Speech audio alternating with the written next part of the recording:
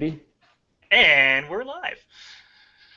So, like last time, we did a show kind of out of nowhere, so we don't know if anybody's watching, but this one was a little bit more planned out. So whoever is watching throughout this show, welcome. Thank you for coming to our little chat here on YouTube. We are super stoked for Halloween Horror Nights, 26 in Orlando and 2016 out in Hollywood. All of us are just super stoked. We have one person in our group tonight that has not attended an event. We will get to that soon, but we are working on converting him. It's Kenny, if you can't tell by all he posts. It is definitely Kenny. He's never been to an event. Shame on you. It's a foreign concept to me. I don't know what you guys are talking about. So let's really quickly introduce ourselves. I am Josh, formerly known as Toronto Josh, and now just known as Josh. Nothing special. I've been to, this is going to be my 4th Horror Night, started back in 23, and not surprisingly got hooked like crack, and that event just, I got to go every single year. So that's who I am, and that's the events that I've been to. And this is... Hi, I'm Jen. I have only been to one Halloween Horror Nights event, 25 last year, and that's because of Josh. I lived in Florida for a long time and never went because I was scared, and then he converted me, and now I'm obsessed. So I'm going back again this year. Very excited. Also, we have got Kenny from In the Loop podcast. Kenny, welcome. It's been a while since we've been on a show together. Yeah, how you doing, buddy? Been doing pretty good. Can't complain. It's my favorite time of the year. Forget Christmas and all that stuff. It's Halloween season. It's in the air. Our Spirit Halloween store is open here, and we've already been to it, which was awesome. Yeah, I have a new Halloween store just opened up down the street for me, and my wife is not a Halloween person, but she's already this is why she's my wife. She's already gone and bought me some gifts. Nice. So we've already started decorating the house around here. So. Yeah, it is absolutely my favorite time of year. I've been looking forward to it since last Halloween, pretty much. So, but yeah, I like Jen. I've only been to one Horror Nights, and that was last year, and I full on fell in love with it. I also last year went out to Knott's Scary Farm, another incredible event. Other than that, I've done a couple Six Flags Fright Fest and stuff like that, Cedar Point for their Halloween weekends, but Horror Nights is what it's all about in my book, and I've only got one under my belt, and gonna make it a yearly tradition. I'm not missing it for the world from now on. I'm there. That's the attitude. And Brian, how you doing? Good. You're the king of the group when it comes to this. I guess so. I'm at 2002 was my first Horror Nights, and I've missed 1 year since, so that's, 13? This will be Horror Nights 13 for me. Champ. But you also lived in Florida, so that's kind of cheating a little bit, too. That's true, but maybe not cheating, but you stacked the deck, we'll put it that way. Stack the deck, I like that. Hey, if you mind me asking, what year did you miss? 2006. Okay. Was that Sweet 16? Is that what that was? Yeah, it was Jack's Back and the Carnival of Souls. Gotcha. They brought the Ferris wheel into the park, all that stuff. That's cool. The 1 year I missed. Wow. And then I've missed Orlando, I think, twice in the past 4 years from moving out to California, but I've, of course, hit Hollywood. Bummed I missed Orlando last year for 25, but... you missed 25 last year? I missed 25 last year. Oh, no. I know. But this year I'm heading back for 3 or 4 nights, so. Cool. Excited to see it. But you missed the Jack House. Oh, no. I know. Yeah, that house was amazing. Yeah, it was. Absolutely. I was so happy that we did, like, when I did the Unmasking the Horror tour last year, that was one of the ones we got to go through, and oh my god, just amazing. Some of the stuff I did in there. I've got to be honest, what I appreciated most about that house is only having been my first year last year, I've learned all these houses and all these past events, and it was there was some moments in that house that made me very happy because I was able to witness some of the stuff that I had heard about and wished I had seen in some of the past houses, and so I'm very grateful for having gone through that house at the very least and seeing some of the rooms that were in that house. Yeah, I mean, I'll tell you some of my favorite houses over the years have been like Psychoscarapy, Body Collectors. See, Alice in Wonderland one. That room from Scary Tales. Oh, Scary Tales 3 is my favorite maze of all time.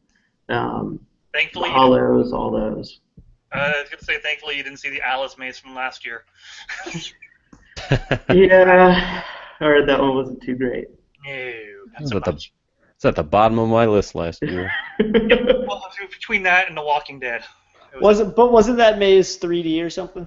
Yes. Okay. It looked beautiful. Like I will not deny it was decent use of 3D and it was gorgeous, but it wasn't scary. It felt more like a fun house than anything else. Yeah. To be honest with you, I went to Magic Mountain last year for Fright Fest, and their 3D house was better. So. Six Flags America's 3D house was better than it. Really? Yeah. I Kenny, love 3D house. let me ask you, Kenny. Last year, did you do Red's Revenge at Magic Mountain? I did. That was a wasn't fantastic house. Fantastic. amazing. Yeah, it was really good. Halloween Horror Nights quality right there. It was actually. I was very surprised. I had just been to Knott's Berry Farm the night before, so the bar was set really high, but I was very surprised. I mean, considering I got Great America here in my backyard, and their Fright Fest leaves something to be desired, I was very impressed with Magic Mountain. They step it up out there. Oh yeah, sure do. And the last of the group to join us. Oh, yeah. Hi, Andrew. That's actually a perfect transition because the story I was going to tell. So I've been to Horror Nights technically once. I never paid. It was for a school event through our theme park class. We got to go, and anyone who's watching this is probably going to be like, "You're stupid," because we had like director of operations walk us around and backdoor our group into every single house. So we literally were in Horror Nights for maybe 2 hours because we walked backdoor. And I did not go in any other houses. I saw Bill and Ted. This was maybe 4 years ago or so, and we did the house with the usher, the guy who like dressed as like he works at Tower of Terror. And I remember I did that, and I was with my friend, and I was like, "You gotta like tap my shoulder every time you think so, like, because he's been through the house several times at this point. He's like." I'm like, tap my shoulder every time someone's going to jump out at me. And I thought it was cool. I will say we walked through the Saw house with no characters. This was before the event started. But with the lights on, music on, or no lights on, but music on and everything. And that scared the crap out of me. So that's my closest. And like I said, if I go now, I'll be like sitting there going, man, why did I take this guy up on the offer and never have to wait in line? But Yeah. the only other real experience I have is that's what I was saying. Magic Mountain was a good segue. Is I was with Brian last year at Magic Mountain. We got there at like 6 o'clock, did Twisted Colossus, and then the whole park is like this cheesy scare zone. And he's like, I'm going to stay for Fright Fest. I was like, I can't do this. I went and got In-N-Out Burger and sat at the hotel for 3-4 hours while he did his scare stuff. So. That's my Halloween Horror Nights experience, but everyone tells me I need to go, so I'm here as a spectator and to be converted. I'm going to let you slide because you've got that cool, is that a Van Halen guitar in the background over there? That would be. I made that myself. So. I'm going to let you slide because that's awesome. Real quick, last thing about Magic Mountain and their Fright Fest last year, I really enjoyed just outside of Twisted Colossus, they had the steampunk scare zone that was going on. They had that badass projection map. Oh, yeah, that was awesome. Yeah. Oh, that was incredible. I sat there and watched that. And like great music to go along with it. Oh, yeah. I sat there and watched it like I was high for about 45 minutes. I'm pretty sure whoever created it was high when they did it. So. Awesome. It's California, after all. Yep. Awesome. So really quickly before we continue on and start talking about, we're gonna run down the houses, the scare zones, the shows, and everything like that, primarily for Orlando. However, we're gonna still kind of delve into a little bit of the Hollywood stuff with Brian out in California. He'll be able to lend a little bit of expertise out there. But quickly before we do that, to everybody in the chat room, thank you for joining us. Sorry, I'm not going to be coming back to Canada. I am here to stay. Welcome, DJ Diggity Dog Hip Hop. Oh, So I had to say DJ. that. DJ's here. Is he making comments about Larson Loops in there? Oh, No. you know Oh, it. wait, yes, he is. He wants a haunt theme to Larry Larson and Larson Looper. I did not see that. Oh, I missed that. And whoever from In the Loop is watching, thank you for the comment on my beer. I'm gonna. Wait, you just assumed they were talking about your beer. I thought they were talking about mine. Hold on, I gotta get closer to the screen. So we're gonna run through, start talking about the original houses for Orlando. We'll read the name of the house, a brief description of it, and then we'll put our ranking on where we think that the house should be on our ranking. So Jen, take it away. Okay, so the first one is Chance's house, Lunatic's Playground 3D. So I'll read the description. While Jack's away, Chance has unleashed the horrors of her imagination. Her twisted delusions and reality are continuously blurred in a 3D playground of carnage. When the music box plays, the world shifts to her sinister theater of the mind. When the alarm starts ringing, Chance is thrown back into the brutal reality of her incarceration. So the icon of the event is getting a 3D maze. So I guess real quickly, does anybody have anything exciting they're looking forward to with this, or anything like that? About the 3D maze itself, or her? Yeah. Sorry.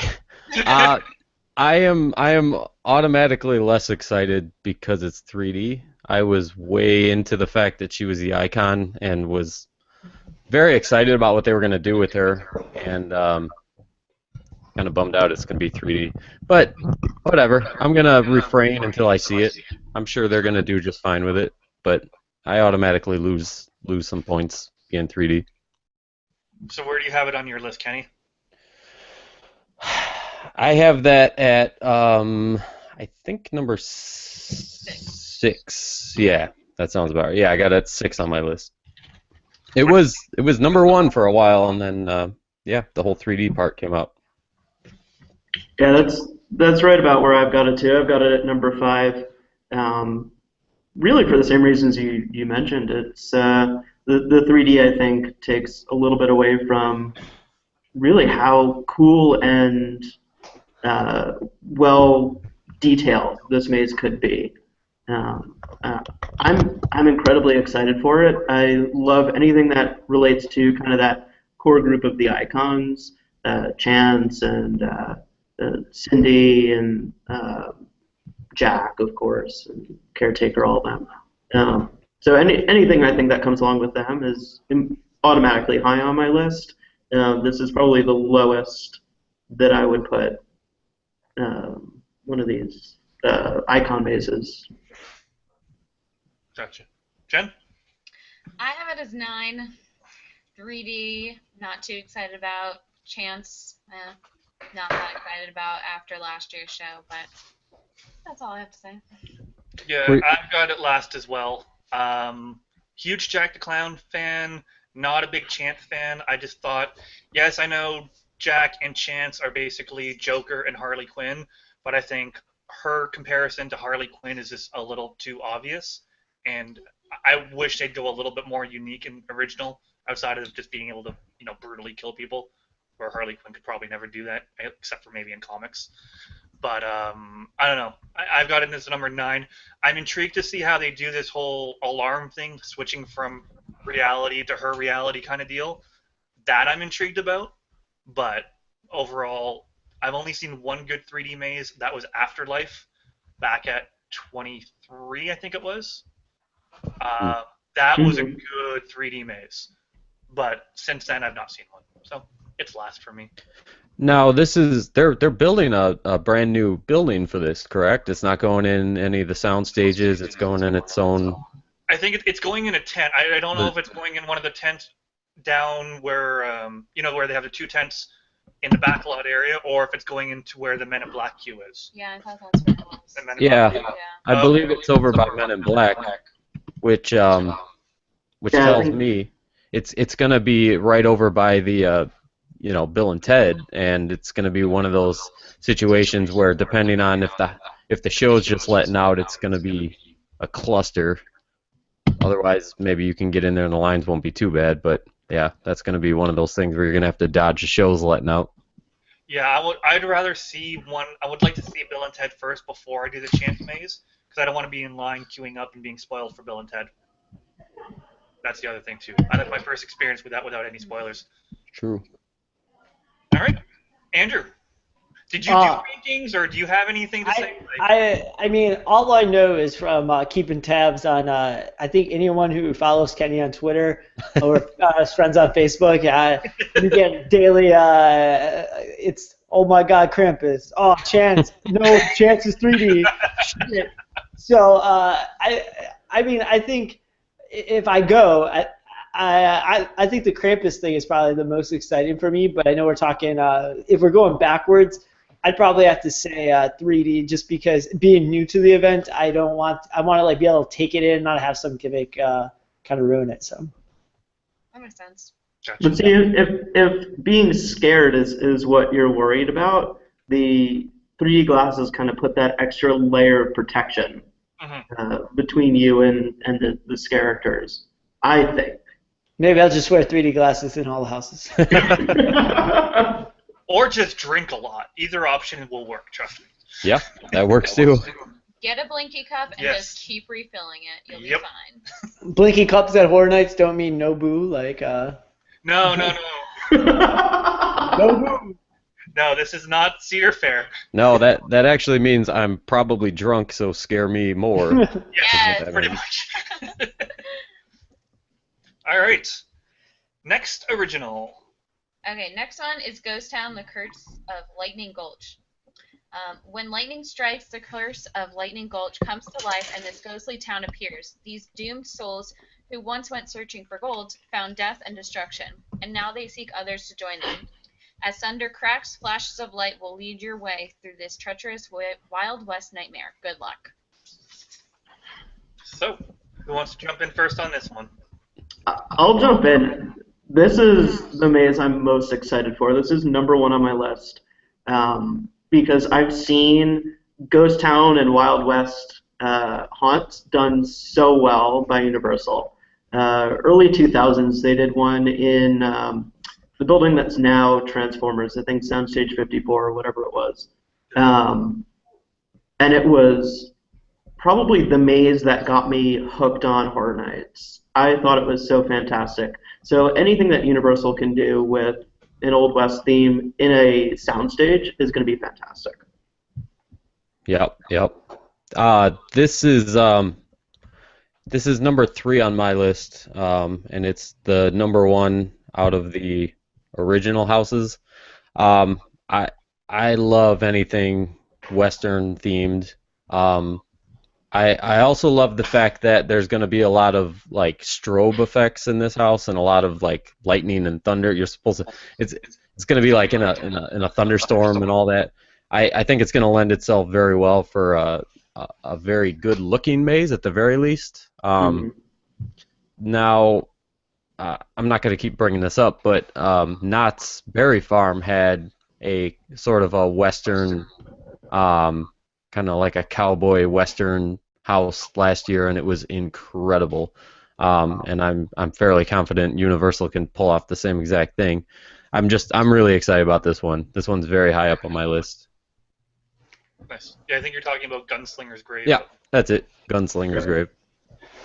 I've got this as number 5 on my list. If the IPs above it weren't so strong for me, it would be a lot higher. Much like you guys, huge Wild West fan in terms of that. Huge Knott's fan, so like anything that's gonna look like Knott's Berry Farm just sounds awesome to me. And seeing, like, I did a quick search and seeing the old ghost town at Universal, some pictures from inside, I predict this one is going to be beautiful, and I'm predicting you're going to have a lot of rubber mats and a lot of rain. This is the requel house, right? Yes, this was the requel. So this was, yeah, everybody kind of had no idea what he was talking about. So it's a reboot and a sequel all in one. Of the original Ghost Town. So that's really exciting to me because this is another instance, like I talked about with the 25-year house last year. I didn't get to experience the first Ghost Town house, and so if it gives me even just a sense of what the original one was like, it's a win. Yeah. Agreed. If I'm gonna sound really negative. This is on number 7. I'm not a fan of Wild West things, though. What? Uh-oh. Yeah, I think that's what makes it exciting. I didn't even know about this house. This is the first time hearing about it. But I feel like just from being an outsider watching Horror Nights the last few years, it's all zombies and Walking Dead and zombies. I feel like with Ghost Town theme, at least Jen, you can appreciate the fact that it's something different, I think. Then I don't know, just Western things always have turned me off. Like, I couldn't even watch Back to the Future 3 because it's like a Western one. what? You're killing me. So wait a I'm minute. never going to get you to watch Ninja Turtles Part 3. Time out. So do you not ride Big Thunder Mountain? Did you just not go to that side of Magic Kingdom? Country Bear That's Jamboree. Disney. I don't like Country Bear Jamboree. Like, Big Thunder Mountain is Disney. I have to love everything about it. Okay, so then I'm guessing you just don't ride Maverick. Okay, I gotcha. And you don't like Knott's Berry Farm, right? Don't worry. All of those things. Don't worry. When they redo Mean Streak, she won't be there. Josh, I'll meet up with you at Cedar Point. Let me know when you want to go. These are all fighting words in my book. All of them. She must love Western and Wild West stuff because we're both drinking moonshine in our drinks tonight. Oh, there you go. So are you saying you hate America's greatest hero, John Wayne?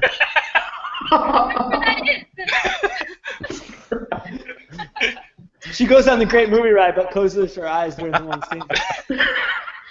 That is actually the worst part of that. I would think it's a Sigourney Weaver figurine in there, but other than that. This is Alien. That part terrifies me. She's got man hands. Yep. So, Andrew, what's your outsider opinion? No, like I said, I think it's good that they're going with something because it's stuff like this that'll get me interested in going to the event. I think like a couple of years ago, maybe 2 years ago, I remember hearing on different podcasts, everyone was kind of under the same opinion. It was like zombies. It was like one of the first years they did Walking Dead or something. It was just like, okay, guys, cool. Like we know the zombies are the hip thing right now, but it's kind of like a easy thing. Like I like when places do something a little bit unique, a little different. It'll get me excited to check it out. Gotcha. Cool. Good. All right. Next one. Last of the original houses. This one's Tomb of the Ancients. An ancient evil has surfaced, and immortal beings from the past have returned to rule mankind. It was only a matter of time until the Ancient Ones were in Earth. Now these makers of chaos are loosed from the pits of hell, and the whole world will pay. So basically, we have what sounds kind of like a mummy-themed kind of maze. So that, to me, I'll jump in first. First off, that sounds awesome as a theme. But one of the things I've read about this maze is that they're going for something a little bit different. Whereas most Horror Night mazes are very, I wouldn't say very wide in terms of their passageways. It's definitely not too claustrophobic for the most part. This one, they're trying to go for that claustrophobic, tight space, make you feel really enclosed in a tomb, is what they're trying to go for. And I think that's an awesome idea.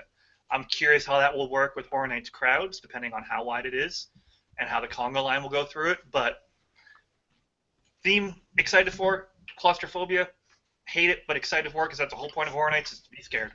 So bring it on. And also, isn't Tom Cruise going to make a cameo in this maze? No? Isn't he starring in the reboot of Mummy next year? Oh, right. I forgot about that. Man, that fell flat. Yeah, Well, a little bit. I would love to pair this house with my favorite ride in that park, the Mummy. So, I was just going to say, where is this? I was assuming it was under the Mummy, but... Yeah, Brendan Fraser will make an appearance. not Tom Cruise. No. It was okay. Bring him a cup of coffee then. Oh, yes. That feels good! Yeah, I'm pretty excited about this house too. This is on my list. It's actually right under Ghost Town. I got this number 4 on my list. I love the original stuff. I really do. And Josh, like you said, it sounds like there's going to be some claustrophobic kind of moments. That's pretty neat. Capacity is going to be a disaster, but get your express pass. Yeah. They'll be more than happy to sell it to you. Yeah, I'm really pumped about this. Right up there with Wild West themed stuff. Sorry, Jen. I also happen to love, ancient Egyptian stuff and the hieroglyphics and this is why I love Jaguar at Knott's Berry Farm. I never thought anybody would say they love that because of the theme, but I get it. I forgot to say this is 8 on my list in terms of the rankings. Oh, wow. It's pretty low, but again, it's just because there's so many IPs that are popular. So Josh, can you say you're more of an IP kind of guy then, I guess, from the sounds of it? I think this year, yes. With the exception of Ghost Town, this year, yes. I'm definitely more of an IP guy. They have done, like last year when they did Run, which was basically watching The Running Man. Like that. Plus, I had a Canada room, so it was an instant. And that was the best room of the maze, by the way, just saying. I wonder why, Josh. I wonder why. Because Canada rocks. They were also playing badass 80s rock songs in the queue. That was my favorite part. Yep. No, I would say yes. Mostly I am IP, more of an IP fan. However, I love the original stuff that Universal has done, even though I haven't experienced all of it yet. I still want to get through Meets. That whole what was that called again? The Brian, tell me about it. Cleaver. Oh. Leave it to Cleaver. That's it. Hey, I contributed something. I think that's the one house that we actually walked through. We walked through that one with the lights on. So I feel honored now that I've done some Josh hasn't. I walked lights on. It was at like 2 o'clock in the afternoon, but it's still pretty cool. Yeah, that was the funny house that year. That was one of my favorites. So we were coming back from Carowinds last weekend, and I tell Josh my idea for a restaurant, and I go on and on for like 20 minutes. It's a really fucked up idea, by the way. And then he tells me it was a Halloween Horror Nights house. And I'm like, Yeah, she literally described the plot of Leave It to Cleaver. Like, exactly. At first, I was thinking it was a little bit Sweeney Todd, but then she took it a different way, and I'm like, yep, nope, that's Leave It to Cleaver. I had no idea. Sweeney Todd. I forgot all about that movie. I saw that movie in the theater the night it came out. That movie I am obsessed with that movie. It's the only movie that's still randomly not packed. Nice. I do want to put out a very quick disclaimer. I'm an IP. Well, hold on. No, I didn't mean that. I generally like the original houses a lot more. But when it comes to Halloween Horror Nights, I tend to really enjoy the IPs a good bit more because it kind of follows suit with the whole point of being at Universal Studios. When you're there, you're supposed to be riding the rides, and therefore, when you're at Halloween Horror Nights, you're supposed to kind of be in. I'm sorry, I meant to say riding the movies. When you're at Horror Nights, you're supposed to be in the movies as well. So I tend to appreciate the IP houses a bit more at Horror Nights as opposed to. When I go to other events, I really appreciate the stories that they tell, that they come up with, the creativeness of it. But that's why this year is kind of a weird situation with Horror Nights because they've only got a couple of original houses, and so I kind of appreciate those a good bit, but they're still not at the top of my list because the IPs are kind of king at this event, I feel.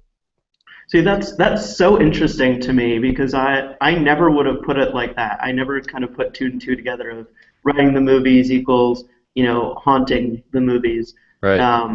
I've been going to Horror Nights for so long that most of the years I went had virtually no IP.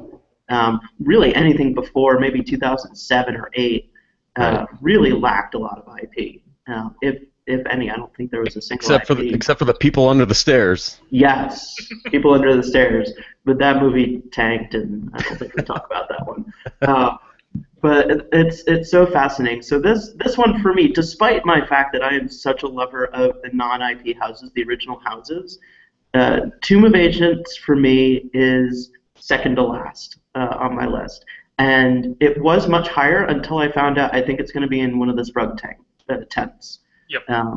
So being in one of the tents coupled with trying to get that claustrophobic, really operational nightmare of a house, I'm putting it low on my list because I know I'm going to have a miserable time waiting in line for it, and it's it's not a concept that truly speaks to me. Um, The only that, advantage I can see, sorry, I didn't mean to cut you off. no, The only advantage I could see to this line maybe not being too terrible is this event's become so popular and it's been driven by the IPs that this is not an IP and it's not going to be in the front of the park. And I feel like this could be one of those houses, it's kind of like Run last year, where you're probably going to come up on it and it's often going to be a 10, 15-minute wait. That's a big advantage as far as I'm concerned. So just because it doesn't have the recognition amongst the masses that are going to be there, it may not be too terrible, but like we were talking, it's going to be claustrophobic and it's yeah. going to be a capacity nightmare. So I mean, its entrance is in the kid zone area, so it's right next to the entrance for. I think I'm looking at one of the speculation maps. I think it's right next to Halloween, so it's actually where at the exit for where Halloween will exit. oh, So boy. I think that Yep. tends to get that line pretty long. Good point. Disregard what I said. Yeah. Is that a tent or is that going to be the parade building then? Looks like it's going to a tent. Parade building usually is the house that's next, or the line entrance that's next to it, which I think is Halloween. Okay. Gotcha. It makes sense for it to be in a tent, especially with claustrophobic being its focus, because you can pack a lot of punch into those tents. But Halloween, the first Halloween maze they did there in a tent, converted me to loving tent mazes. Like they did so much cool stuff with 25-foot buildings in there. What they said was like 25-foot buildings. mm-hmm. They impressed me in terms of tent maze because that's my thing. I was always not a fan of those, but they worked wonders with that and Dollhouse as well. So, Jen, where do you have this on your list and any thoughts? I have it as 5. My top IP house. I'm interested in the topic, and I think it'll be good. Cool.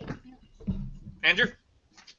I mean, not terribly excited for this one, but I kind of like what everyone's saying.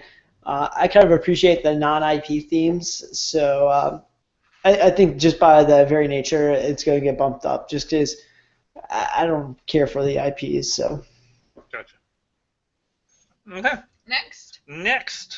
All right. Next one is Texas Chainsaw Massacre. The entire creative team of Universal Orlando's Halloween Horror Nights has a library of films that have permanently etched their initials in our collective psyche.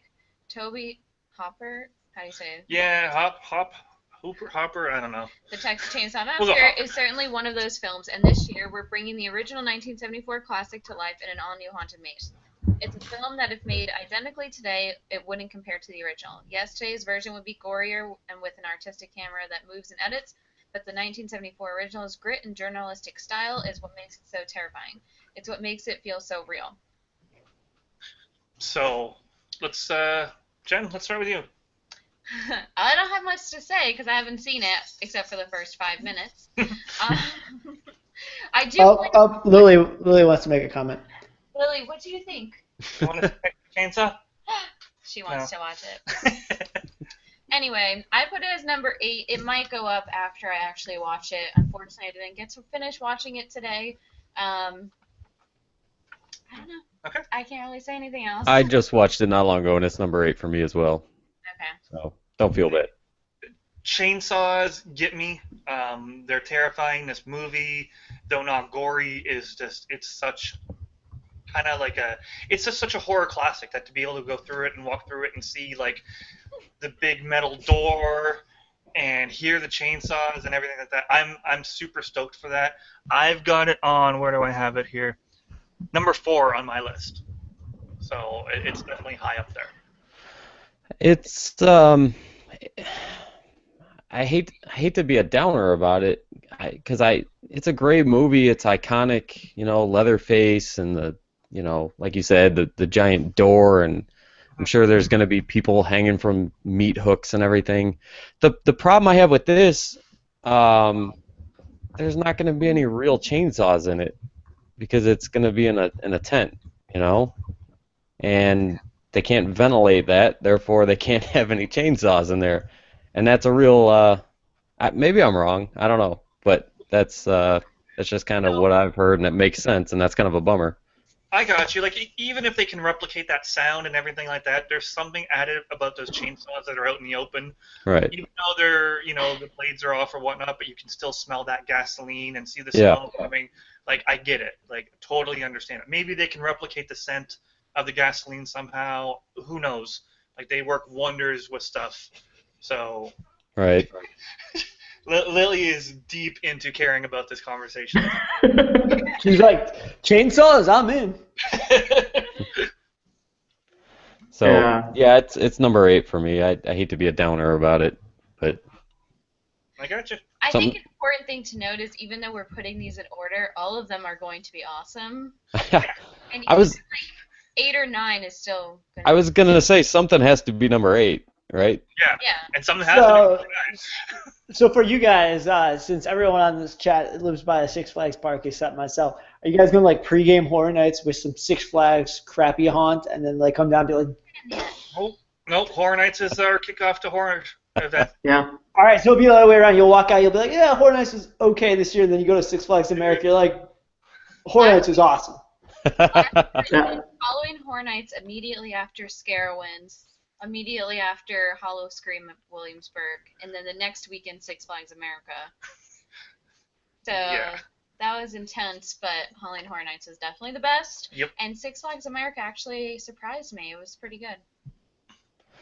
Yeah, October was it was crazy for me last year. Like this is gonna sound ridiculous, but it was kind of all a blur. I don't remember a lot of it because I actually flew to different states 3 out of the 4 weekends of October, and that tends to start fucking with your head at a certain point. But amongst all of that, Horror Nights was absolutely kind of the bright spot. I did a lot of. I think I was at Six Flags over Georgia for their event, which was pretty good. Magic Mountain, Knott's Berry Farm, Great America, unfortunately. But yeah, to answer your question, Andrew, yeah, there's going to be some pre-gaming up at Great America just to get my foot in the water here this year, and then Horror Nights for me is going to fall kind of right in the middle of Halloween season this year. So all my plans are still kind of up in the air except for Horror Nights. That's been locked in since last year. I actually had to pick my vacation time at New Year's this year, and I picked my week off for Horror Nights right at the start of this year. That's how long I've been planning it. So. Yeah, I'm planning to bookend my Halloween season.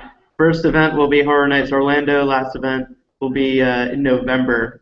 The first weekend in November, they're doing Horror Nights in Hollywood. So I'll have everything else in between for all the NorCal haunts and Not Scary Farm and all that good stuff. This is where I add that Brian and I are flying down to LA, meeting up in LA. We're going to go to Knott's Berry Farms for the day, some Ghost Ride action. And when it flips over to Scary Farm, I'm going to go have a fantastic steak dinner, and Brian's going to do Scary Farm. So I know that makes some of you cringe because you're like, you're going all that to California and not doing Scary Farm, but I will be having scary steak. You might be hooked on haunts after Halloween Horror Nights, though. Not only does that make me cringe, Andrew, that makes me want to vomit. Hey! I'm riding a GCI. I'm going to the park specifically for GCIs. You gotta give me some credit. Much like how Ghost Rider, by the way. Yeah, exactly. I might get scared. I let you slide earlier because of your guitar. I'll let you slide because of this. Because Jen, cover your ears. But the Knott's Berry Farm is one of my favorite parks, and Ghost Rider being Ghost right. Town. I will say that now that you're talking about it, I've always wanted to see the what is it called, the hanging, or like their version of Bill and Ted. Dude, that looks almost like worth the price of admission. Dude, so now that I'm playing this out of my head. The Hanging is an incredible show worth seeing. And I'll put out this quick little side note, and then we'll get back on track. Halloween Horror Nights to me is my favorite event because of the atmosphere. I'm just going to be really upfront about it. It's at my favorite theme park. Everyone I know is down there at some point, so you're hanging out with a lot of friends. But that being said, what I like about Horror Nights is the production value and the detail that's put into the houses, so on and so forth. Not Scary Farm, Andrew. It's probably not for you.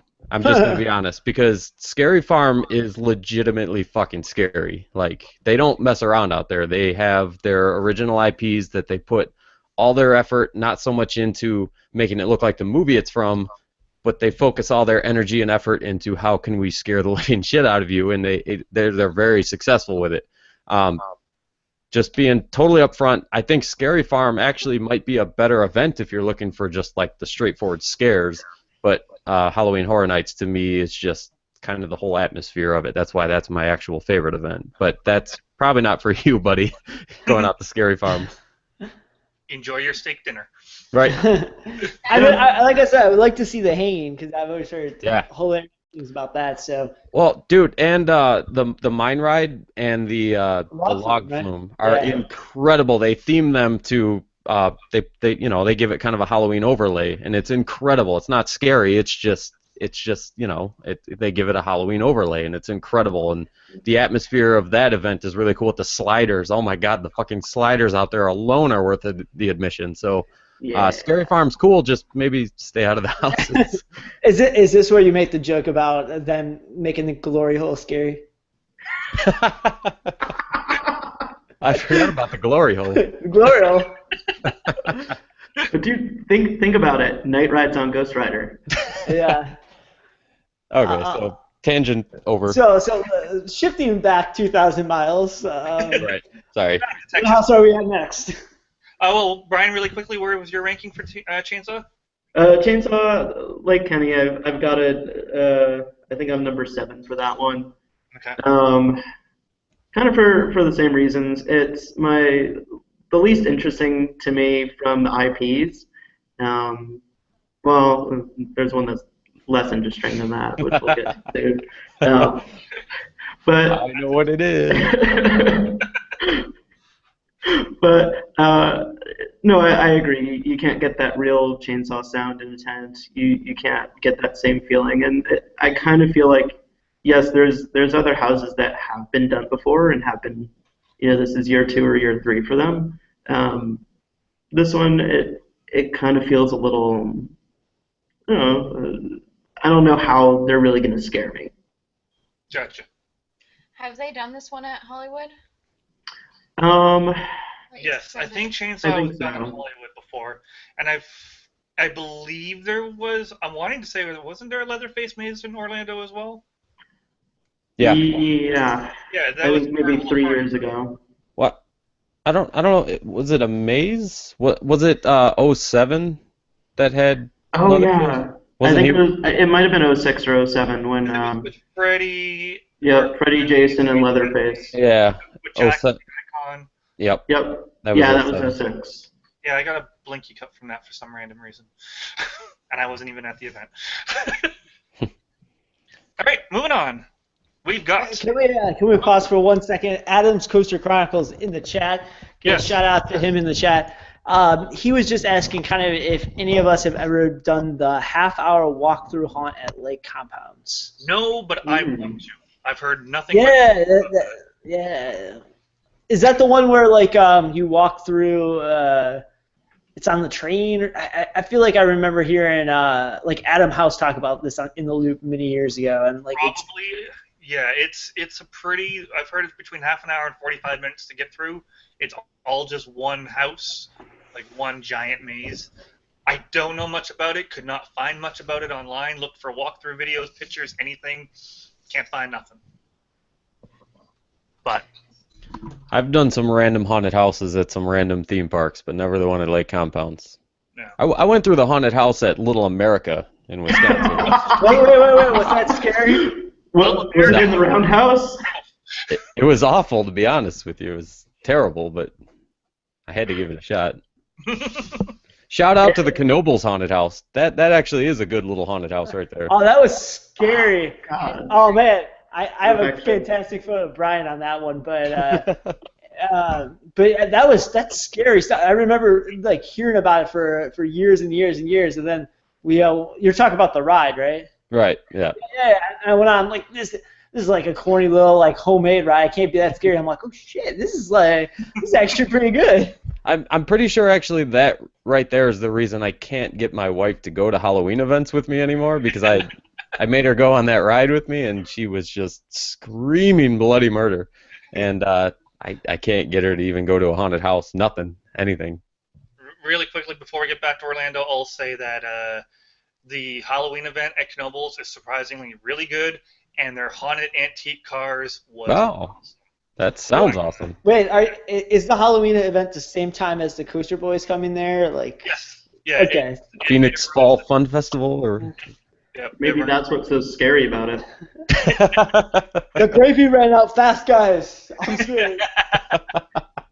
All right. Next maze for Horror Nights. The Exorcist. Haunting, shocking, indelible? Something. Sure, we'll go with that. I tried to make it fun, but I couldn't. Okay, these are words to describe my feeling when I first saw The Exorcist. The film is a benchmark in so many ways. It was the first horror film to be nominated for Best Picture. It helped lead the charge in a sequence of demonic child storylines, and has often been replicated in many horror films today, irrefutably placing it among the kings of influential horror pop culture. And now that influence has found its way back to Universal Orlando's Halloween Horror Nights in the all-new Haunted Maze. As with any haunted horror property that we collaborate with, our job is to create an attraction that adapts that property into a fully realized experience. That adaptation is a creative challenge in every case, but translating The Exorcist presented us with many unique tests and questions. One big question was, how do you adapt a film where most of the story takes place in a single bedroom? I'm very excited about this. I put this as number 3. Josh and I have actually gone to the Exorcist house in Georgetown and walked up and down the stairs. So I think it'll be really awesome to see this at Halloween Horror Nights. I thought the movie was really good. It's Josh's favorite movie. It's my favorite horror movie, for sure. So I think we're really going to enjoy this one. And no surprise, being my favorite horror movie, this is my number 1 house. Not just for that, though.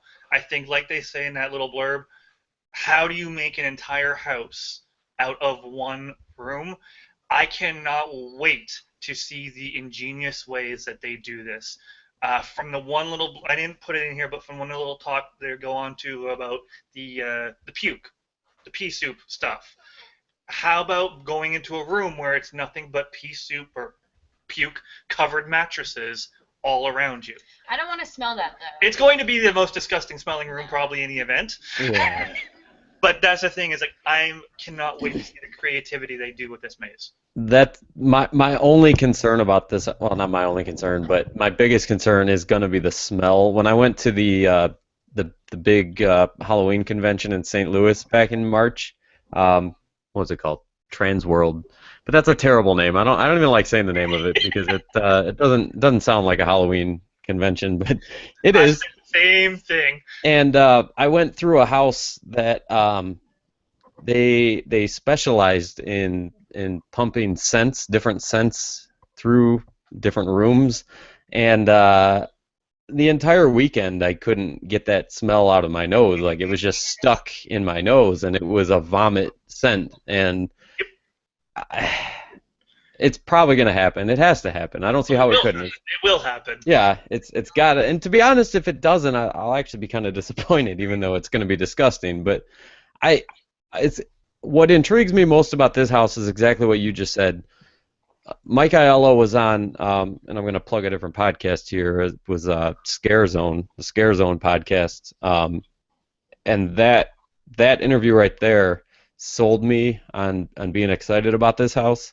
It was the way he described how they're tackling this challenge of, you've got a house that's set basically in one room. How can you have a whole walk-through house of just one room? Well, it's going to be very interesting to see not just the different scenes, but how they break down the different scenes and how they can portray what's happening in those different scenes. It's going to be interesting, and if they somehow manage to pull off that scene that wasn't even in the original movie, but it's become pretty iconic, of her crawling down the stairs like backwards and upside down. I don't know if they can, but if they do, it's probably going to shoot like right to the top of my list. Like it's gonna be a favorite. I don't know if they'll be able to execute that. I'm sure they're gonna do all the other iconic stuff like the the spinning head scene and the pea soup and all that. But man, that's all I'm gonna be thinking about the whole time I walk through the house is, are they gonna pull the staircase off? Because if they do, oh my God, I'm gonna lose it. Yeah. Didn't they tweet something this week about a head spinning thing? Yeah, they have gotten some figures or animatronics for the head spinning. They've also been working on the levitation stuff. Oh God, that's awesome. I believe it was from the Trans World that you were at. I saw another company there because I was watching some recap videos. Another company that did an animatronic of the spider crawl, the spider walk, just as an animatronic by itself. So I could imagine they could do it very easily. Yeah, I don't recall specifically the spider crawls animatronic. I'm pretty sure if anybody pulled it off, it was Gore Galore. They were far and away the best animatronic display that was going on there. Hi, Chance. We're just doing a quick shout out to Chance. Is Chance in the chat room? Chance Chance is my dog. Oh. He loves Halloween Horror Nights so much he named his dog after the icon. He's just been hiding it from us. Yeah. How much he loves Halloween Horror Nights. No, it's just always funny, like, when everyone's like, Chance. I'm like, at first, before I knew who Chance was, I'm like, wait, it's my dog's name. Like, I just went from really excited that Chance was in the chat room to very disappointed because it was just Andrew's dog. But then it came back up because, Andrew, I respect the shit out of you for that. Like, you're sitting here, not even a horror guy, like really actually trying to get into this, and I respect the shit out of you for that. I'm trying. I'm going to give it a shot. So. The fact that you committed so hard to name your dog after Chance. That's awesome. That's awesome. My last comment about Exorcist, the only thing I'm kind of worried about is that is a very it's a very what's the best way to put this? The movie's based very heavily on religion, and it's very vulgar and obscene at times, and unfortunately, there's just stuff that's said and things that happen in that movie that they're just not going to be able to do because it's just not possible. Like I don't care what Universal thinks they can pull off. There's just things that are going to have to be left out of this house that were in the movie, and that's the only thing that kind of concerns me is that this movie, I feel like, has the effect that it has at times because it's just such a it's just such an obscene, some of the things that are said strikes you in a way just because they're just so vile and vulgar that unfortunately they're just not going to make the cut in the house. So I guess that's my biggest concern. But that being said, I'm very optimistic about it. It's only number 6 on my list, but I'm still very optimistic about this house.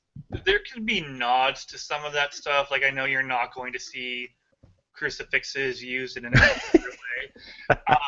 But they have said that they've built, I can't remember the idol, but the very beginning of the movie when they have that demonic idol statue that has a very large anatomy part. They have built that statue for the maze.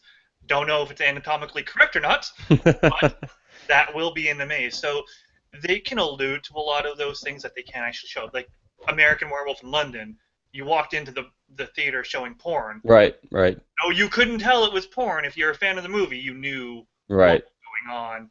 Yep. So you can still allude, but you just can't be explicit. Still PG-13. But I hear what you're saying. I get it. It's a very touchy movie. Right. Well. I think the same thing can be said for American Horror Story, though. Yeah. Oh, yeah. We'll get to that soon. Brian, what are your thoughts on Exorcist? That's going to be out in Hollywood as well. I meant to mention Chainsaw Massacre will be there as well, but with a different theme that's supposed to bridge the gap between part 1 and part 2 of the movie. So awesome for you to see a little bit of a unique, original Chainsaw story. So that's kind of cool. Yeah, for Chainsaw Massacre in Hollywood, I have it in the same position. I have it second to last, Gotcha. for the same reasons. Right.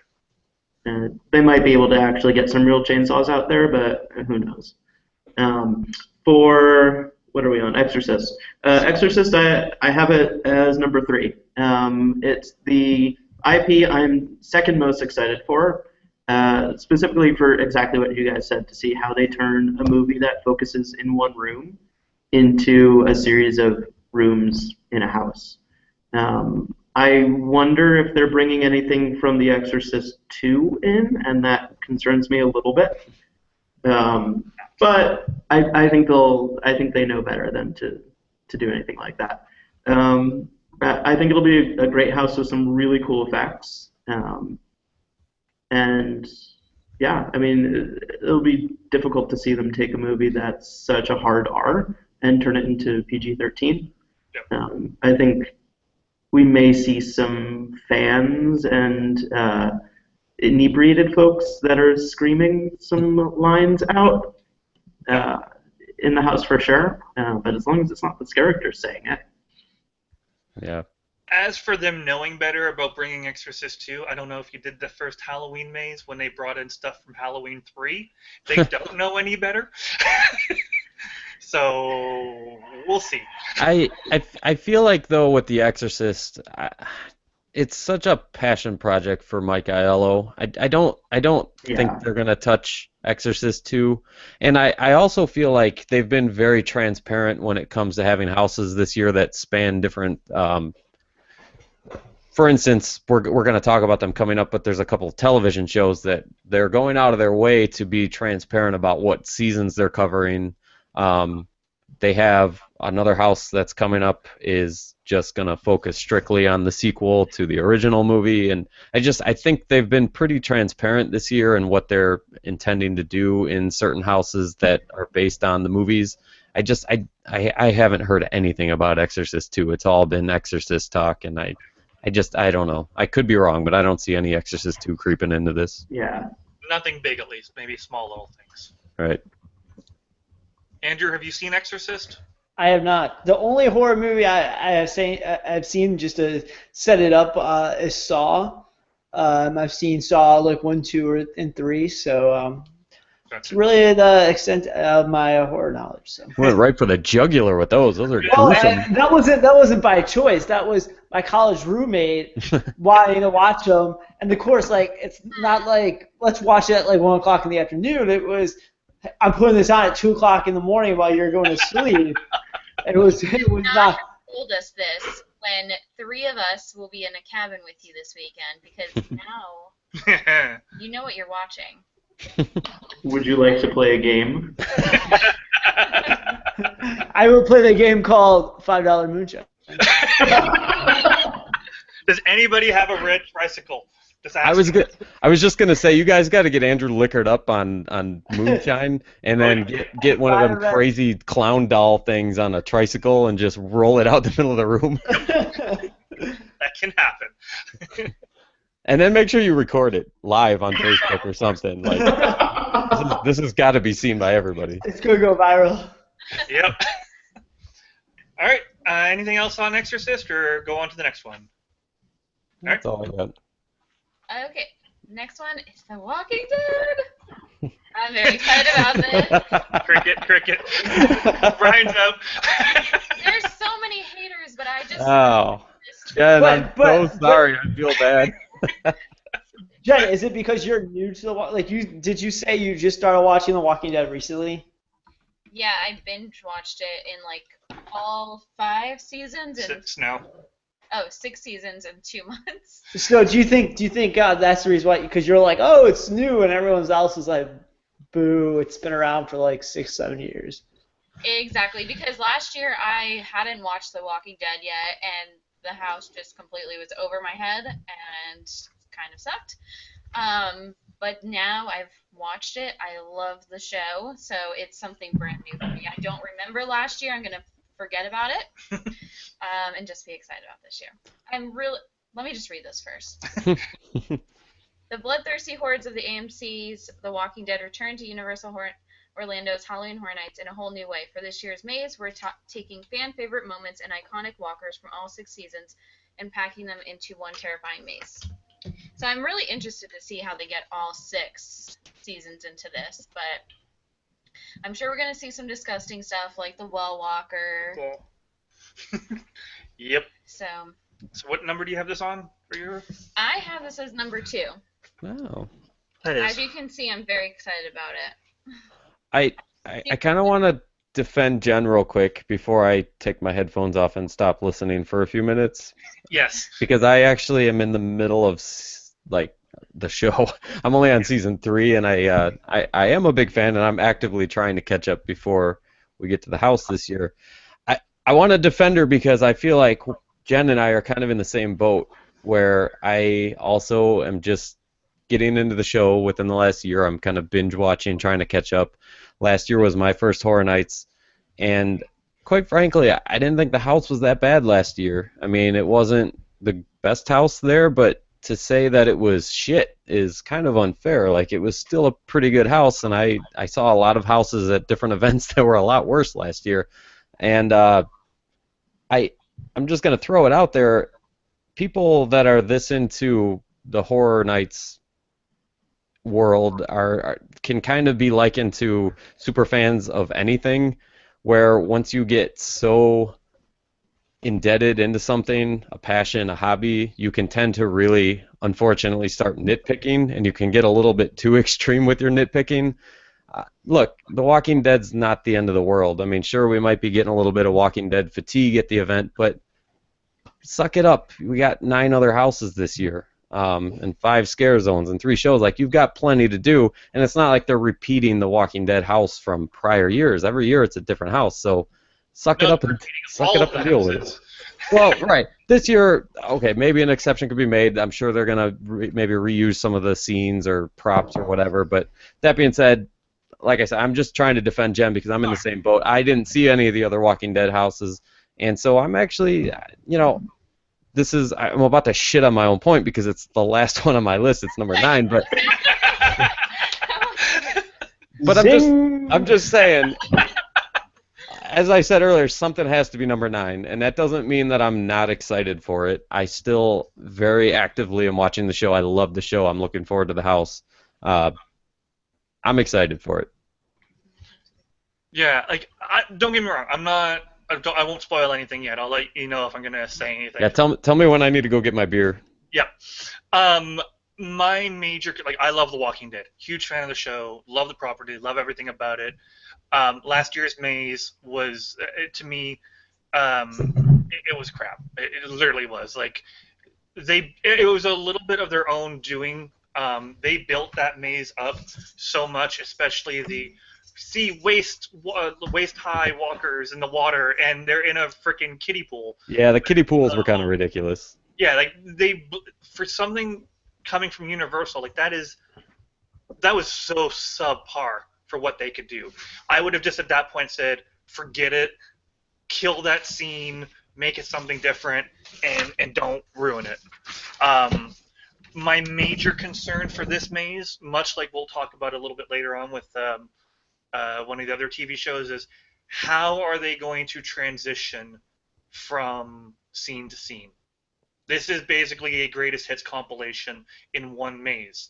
Now, initially I thought to myself, well, since this is not the Uber house this year, it's going to be a little bit weird. But then I thought to myself, well, even though it's not the Uber house, it could still be pretty big. Because, what was it, 2 years ago when it was the biggest house that they've ever done, or last year, whatever it was. No, 2 years ago. 2 years ago. And it was the biggest house they've ever done. They could still do it in that building and still be a gigantic maze. So Right. That eased a little bit. I don't know. I'm just worried about the story, especially for the people who aren't Walking Dead fans. It's going to be lost on them. It's literally going to be references and nods that only people who watch the show are going to get. Well, I'll say this, though.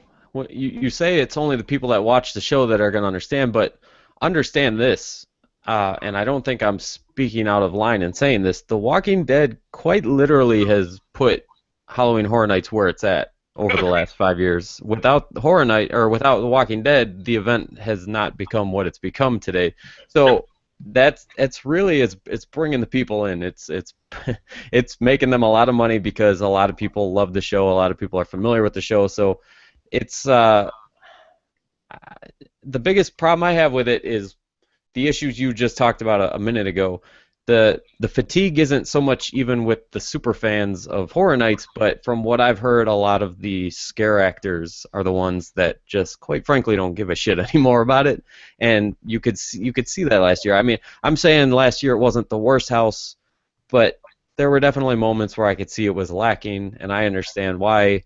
It wasn't so much for the effort on the creative team; it was more the effort of the scare actors, unfortunately.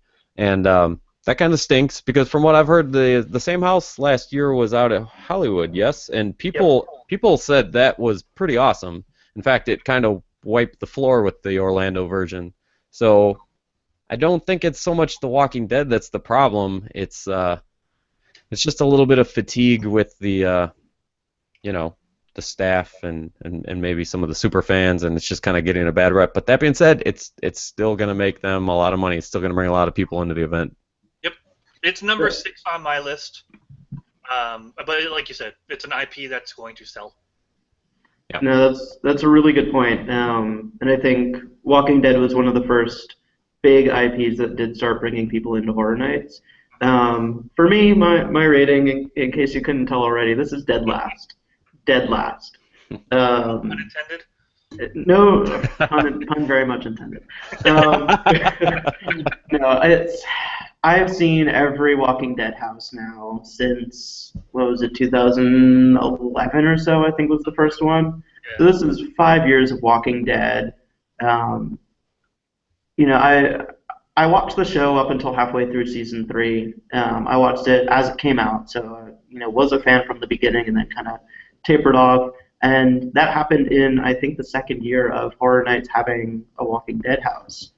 I don't know. I recently went down to Hollywood and did their permanent house, which on their website they're not even really promoting it as part of Halloween Horror Nights, which is surprising to me. It's not. I actually applaud that. I think that's the right call. I'd kind of jump on them a little bit if they were using that as a house. I wouldn't really approve of that very much. Well, they used to use House of Horrors as a house and consider that a house for Halloween Horror Nights back when they had that 2 or 3 years ago. Huh.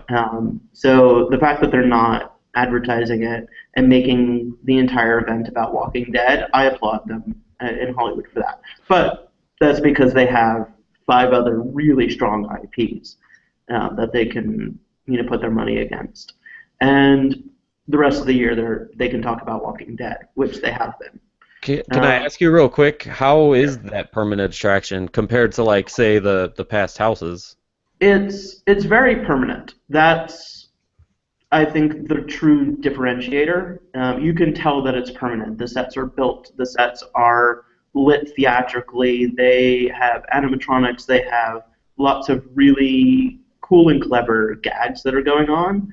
I'll tell you, one of the first scenes when you walk in is the bicycle girl, the half girl who was kind of clowned in the first scene of the first episode. And that was fantastic. I found it difficult to tell who was animatronic, who was his character, and that to me was impressive. Since I stopped watching halfway through the 3rd season, I was able to pick up, a couple of the scenes from the first couple of rooms, and then afterwards it just became generic zombie maze to me. I remembered, I don't know if you're there yet, Kenny, but the old jail. I ain't listening.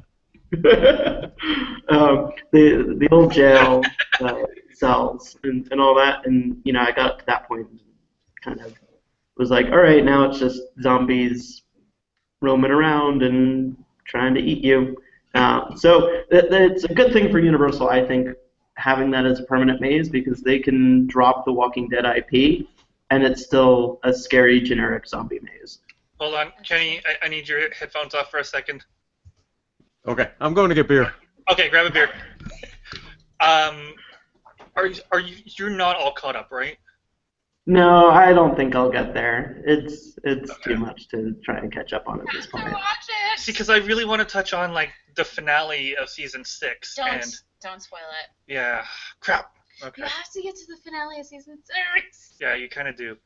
But Does it involve fire? Because that was a cool scene in the. No, but I was gonna ask you is how is that fire scene in person? I've seen videos of it and it looks incredible. It's pretty cool. It's pretty cool. Oh man, that looks awesome. So Andrew, you don't watch The Walking Dead, I'm assuming as well? Nope. Nope. Do you like the idea of zombie maze? The only thing I like about the idea, I'm not a big fan of it. I just think that this is me knowing nothing, so I could be completely wrong, but I feel like it's cool to have something that will probably soak up a lot of the crowds. I'm sure it's a popular maze that lets me go check out this the Western maze or the Krampus house maybe with a little less lines. So. You know, you could probably, if you don't like the mazes, you could just keep rewatching Bill and Ted and probably still feel that your money was made. Oh, I can't tell you how many times since I went that one time, probably 5-6 years ago or whatever, I've thought about going just for Bill and Ted because I thought that was absolutely hilarious, especially considering most of it's making fun of other theme parks. I mean, that was just. Have you watched any of them online? There's a few. Yeah, I watched it. Yeah. Okay. I mean. You can Just find great them stuff. online? Oh, don't tell anyone. Oh yeah, I saw 2007's came on today randomly up in my suggestion box. But you can tell it was people who filmed it. You're good. You can tell it was people who filmed it over the course of multiple nights because it was just like 18 different angles, including some that were shot from the feet. But it was all the audio synced. It was a great job that they did. But And that's how The Walking Dead season 7 ends. yeah, pretty much. What? New camera approach, they shoot from their feet. 18 Assholes. different angles. That's all you need to know. That's actually not completely inaccurate. Anyways. Are we actually still talking Walking Dead? We're talking about Bill and Ted. We're switching gears from houses to Bill and Ted for a second.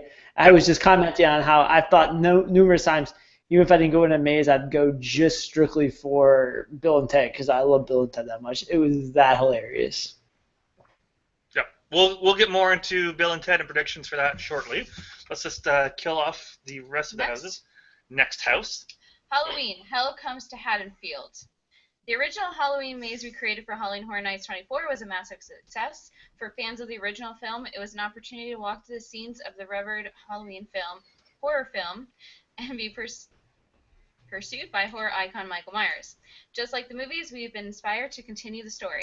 You'll experience the final scene of the 2014 maze and immediately walk in between the homes of Haddonfield.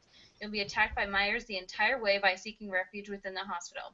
We're recreating all the iconic events from the story, including Myers' fiery end. So. Can I say this? I love this concept. I love the fact that they're gonna basically start you off recapping the final scene of the original house. Unfortunately, I didn't get to see the original house, but that being said, I'm going to say something that might be a little controversial. I happen to think the original Halloween is a little overrated. I'm not the biggest fan of it, to be totally honest with you. I rewatched it not too long ago for the first time in a long time, and quite frankly, I found it a bit annoying at times. That being said, I watched Halloween 2 for the first time right afterwards, and I don't quite understand why that movie gets the hate that it gets. It sucks. Yeah, the one we just watched. I like the hospital atmosphere of it. Yeah. That will be really interesting for Halloween Horror Nights. But what's the Jamie Lee Curtis? I actually like her as an actress, but I just can't stand her in these movies. I don't know. Maybe it's because I find the first to be as overrated as I do. I just didn't think the second one was that goddamn bad. I mean, it's not going to be a game changer film by any means. It's not going to be an all-time great, but it's a goddamn Halloween movie. Like, it's not going to be a game changer. I hate to say it, but I didn't think the second one was that bad. And I'm really looking forward to it. I'm not too worried about having. I would have liked to have seen the first one, sure, but I like that they're going to pick you up right where the first one left off and go right into the second one. I'm a big fan of the idea of this. This is actually my number 5 house. Yeah, we all rated this about the same. I had it as 6. Brian almost had it as 6, and Josh 7. So 5, 6, and 7. It's just going to be in the middle ground, really, I think. Yeah, it's my least rated of the IP houses now. That being said, I had the same mentality going to the original Halloween house.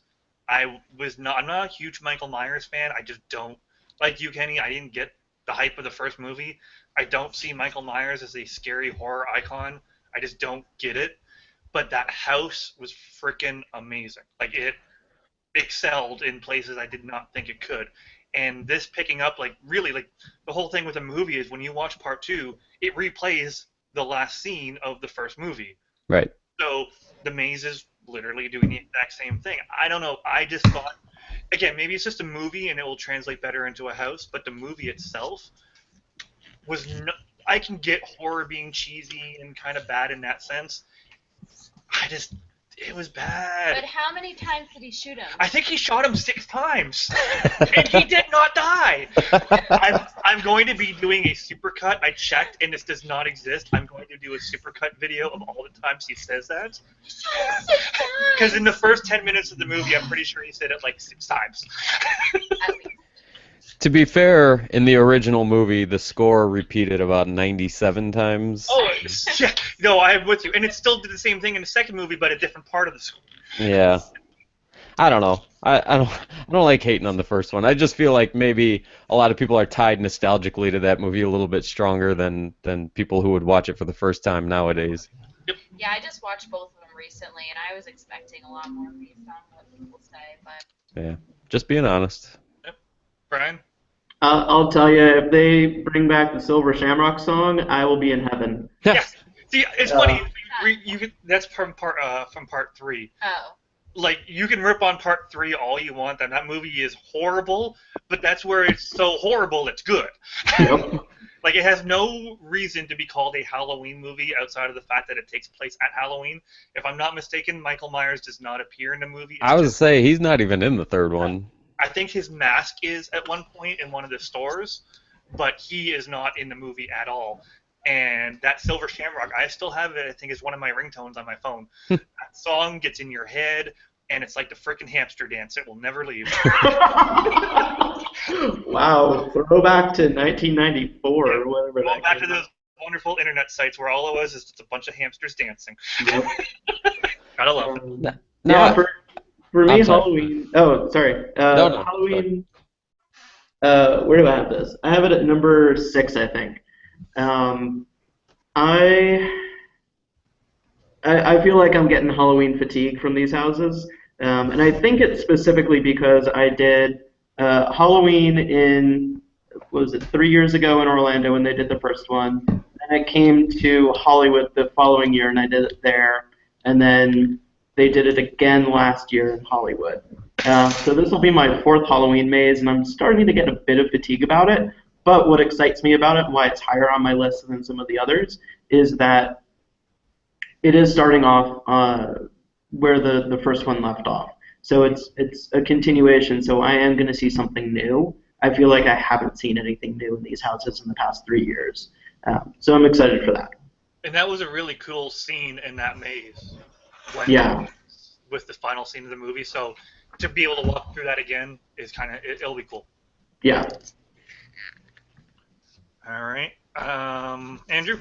I only have one thing to add. This has nothing to do with the house, but I always find it as a funny anecdote. So I went up to Savannah a few years ago. If you don't know, Savannah is a fantastic place to go on. Just drink a lot of beer, have a lot of great food, and hang out for the weekend. And I actually, on Halloween, I actually saw Mike Myers. The real Mike Myers. I'm not joking. I saw the real Mike Myers on Halloween. No joke. 10/31. I met Mike Myers. That's awesome. You got a lot of credit built up now. I said. I'll give you that. I wish I could actually go up to him. He was on the stage. It was a small film festival. Because I was just gonna be like, I'm not worthy. Trying to find tiny audio sound effects on here, but I don't remember how to do them anymore. Last real quick comment from me. I don't want to totally bash the original. I guess what I want to clarify, all the music in that movie is so iconic. It really is. It's just when you watch the movie, they took the same four super iconic, incredible pieces of music and they just abused them. They just kept repeating them too often, I felt was my biggest problem. But that being said, everything about the ambiance of this house is going to be pretty awesome, I feel like. Hearing that music in the setting of the house is going to be incredible, and the different sound effects and the different things that were used in the score of that movie, all incredible. Yep. I'm way more excited about the house than I would be about watching the movie again. So I just kind of want to clarify. I'm hoping that they have the scene in the movie at the end, right before the explosion, when Myers is using the blade with the really cheesy sound effects. Whoosh, whoosh. Oh, when he's blind. Like, When he's blinded, When yeah. he's Yeah. They better have that scene or else the whole fail. All right, moving on. next one is Krampus. Woo! Oh my god. Oh my god. Okay. This year, we're bringing to life the terrifying Christmas legend Krampus at Universal's Halloween Horror Nights 26. We've collaborated closely with filmmaker something, Legendary Pictures and Universal Pictures to bring authenticity to each terrifying encounter. The Ingle home is decked out for the holidays, and all of you are invited to join them. From the myriad of dark elves, gingerbread men wielding nail guns, and the engorged Jack-in-the-Box to my favorite, the teddy bear, each room is full of its own horrifying moments pulled from the film.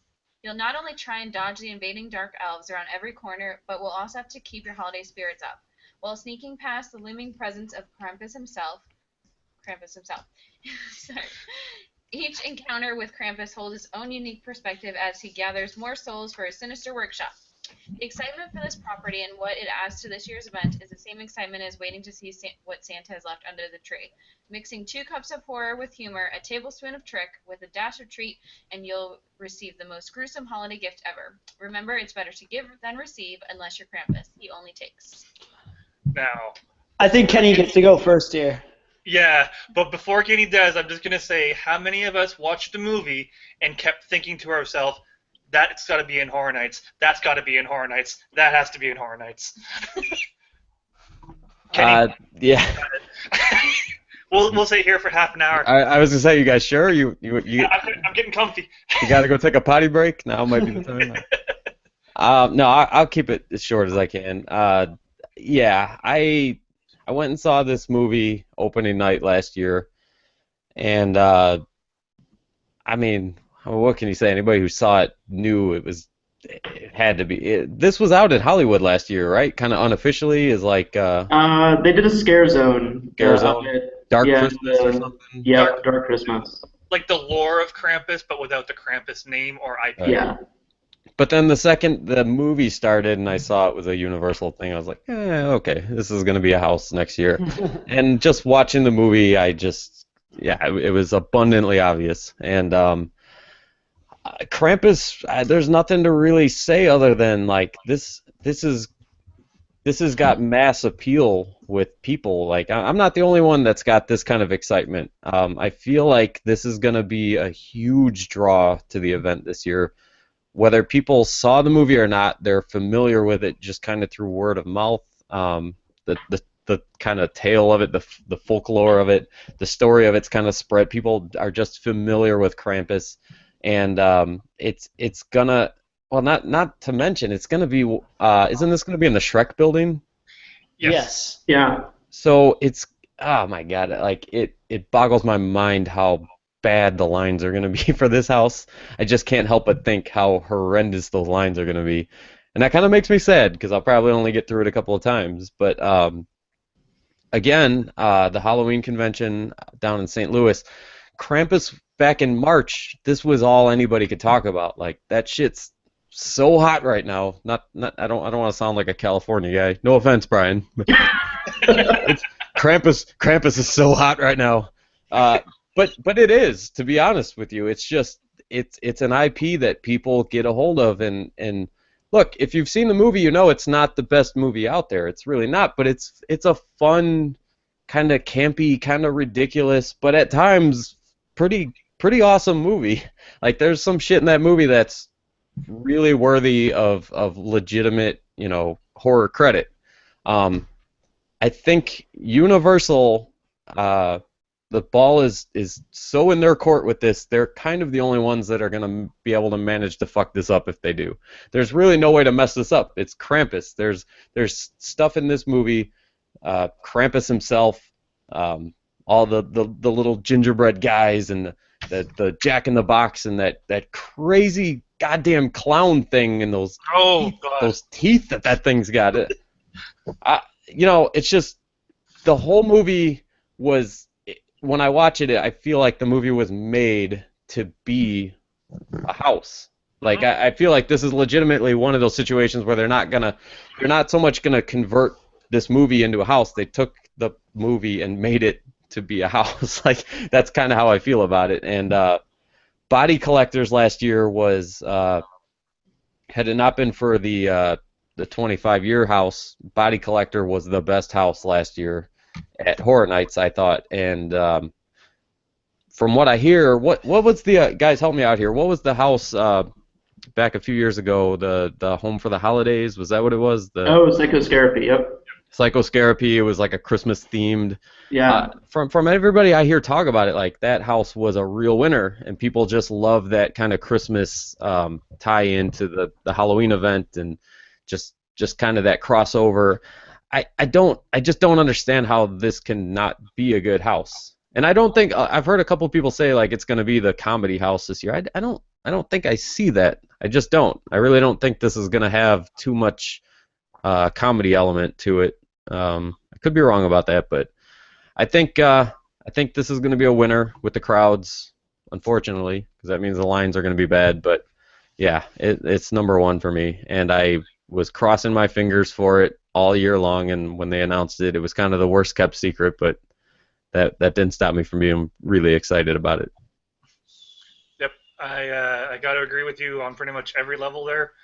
I do think they can get some of the comedy in from the movie. I don't know how, but I do see this as being a little bit of the comedy house, because nothing else except for maybe Chance might be able to pull off some humor. I don't know. We'll see.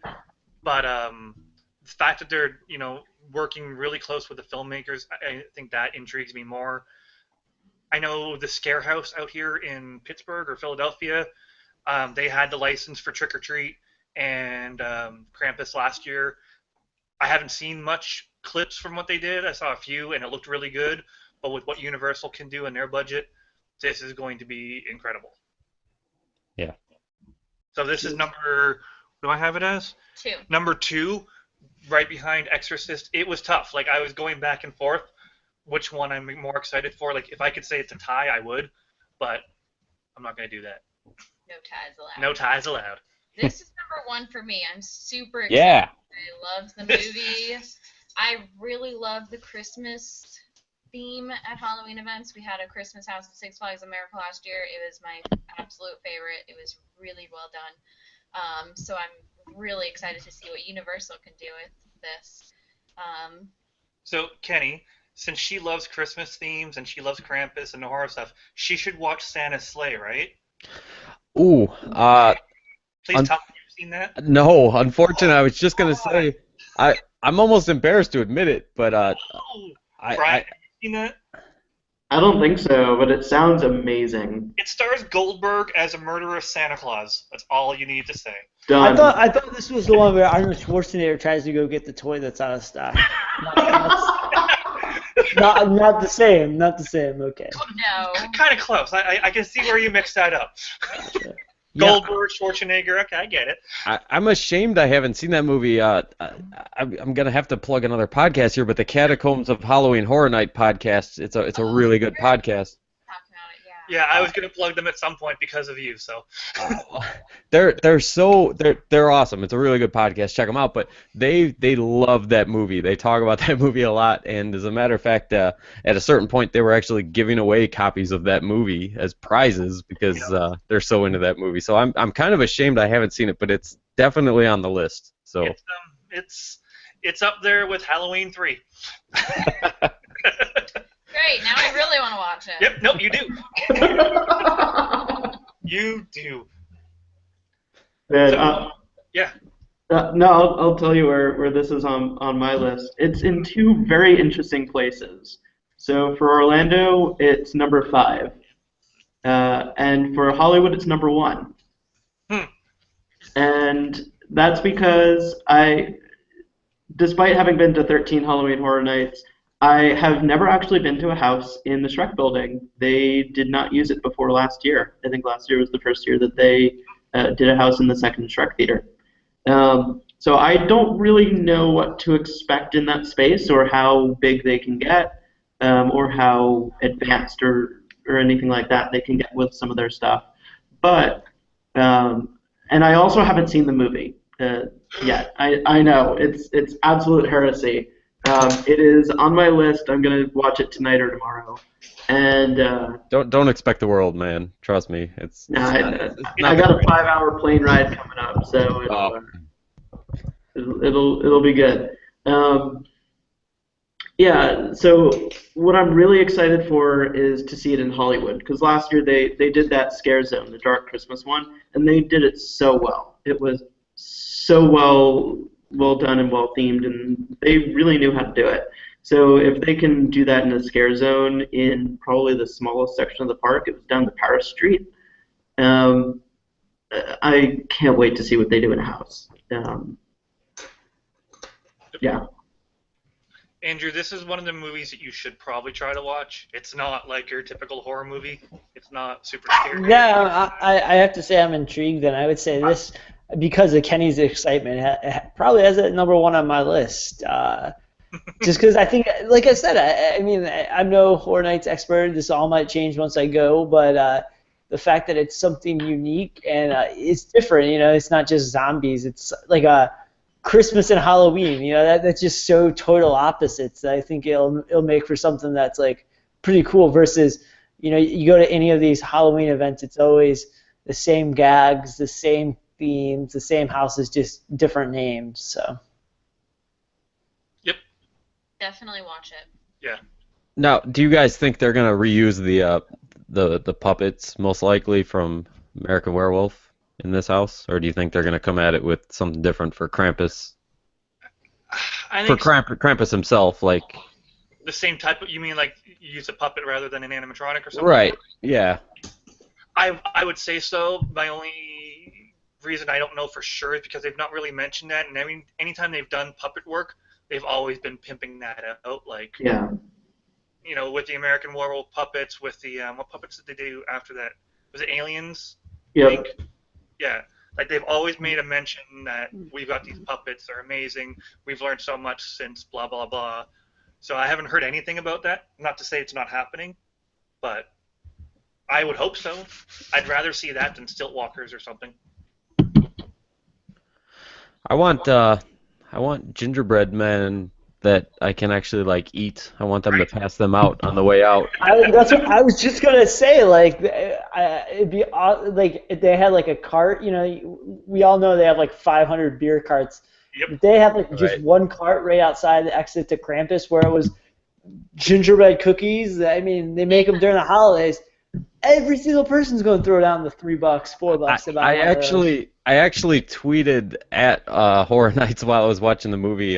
There's a reference in the movie about peppermint schnapps, and I said Oh. something to the extent of like, Specialty cocktail. how can you not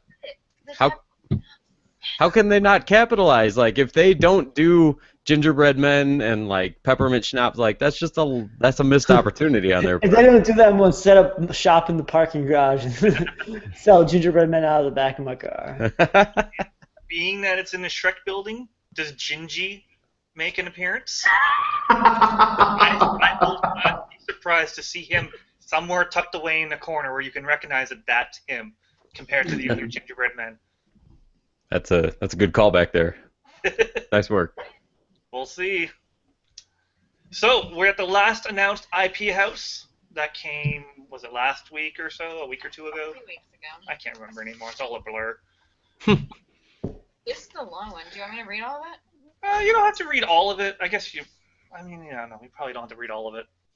Give us the nutshell. Take. Yeah. FX's American Horror Story. They're going to be using Season 1 Murder House, Season 4 Freak Show, and Season 5 Hotel.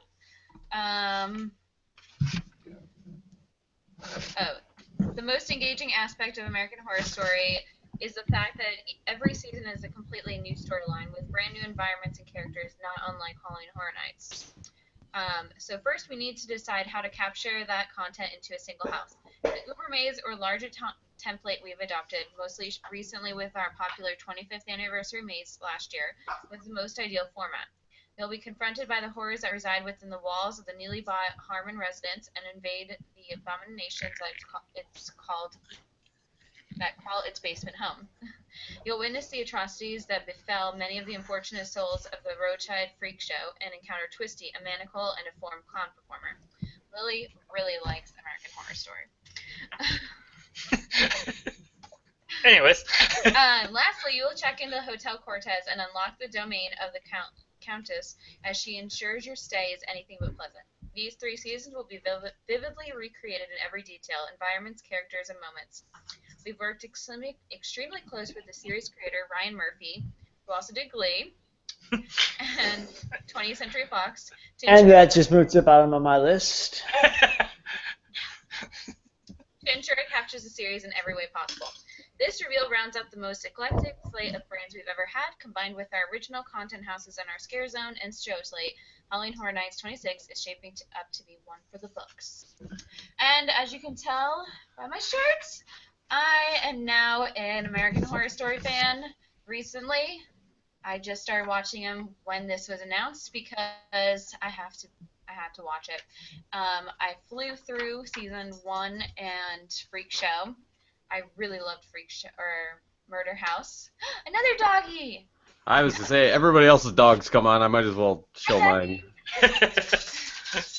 Is he Jack? Jackson. His name is Jackson. So we have Jack and Chance. Oh my God! Yes. Oh my God! I didn't even think about that. Holy shit! That's awesome. So I'll just jump in with my first comment about Horror Story as well. Is I'm shocked they're actually doing this finally. I don't know. So Kenny, you're season 1 right now, right? Yeah, sadly. Okay. I really enjoy this show, but yeah, I'm not far into it. So go ahead and talk about it. No, I won't do any spoilers. Brian, have you watched all of it or any? Oh yeah. Okay. Yeah, every season, amazing show. Watch it, Kenny. You gotta go. I'm working on it. The controversial content from The Exorcist. Right. I have no idea how they're going to do a lot of this stuff from Horror Story. Yeah. Especially Hotel. Yes. People are wondering if the drill will make an appearance in the hotel section. I mean, you got to think of it. Like, if you pull away any kind of character that could be or fits the horror night mentality, you need a visual appearance like that. But when you think about it, that's not even that's like hard R at that point. Like, So- We can tell Kenny what it is, because that's not really a spoiler. Well, No, is the drill anything like the crucifix from The Exorcist? it's a guy with a drill for a strap on, Okay. Yep. and that's how he murders people. Yep. So, Yeah. I we're just mean, looking it up. season 1, Murder House, basically, the dude had a mistress that. There's no real nice way to say it. Like, look, the show's fucked up, and yeah, it's going to be interesting to see how they make a lot of this work, just like The Exorcist. But it's such an incredible horror show. I'm so glad it's here. It's been rumored for a couple of years, and I'm just glad it's finally here. It was the only thing that was maybe going to actually unseat Krampus for me. That's how much I love what I've seen of horror, American Horror Story. So Jen, what number is it for you? It's number 4 for me. All right, number 3 for me, I think. Yep. Number 3. it's number 2 for me, actually. Number 2. Yep. Number 2 in both Hollywood and Orlando for me. Nice. This is going to be such a good house.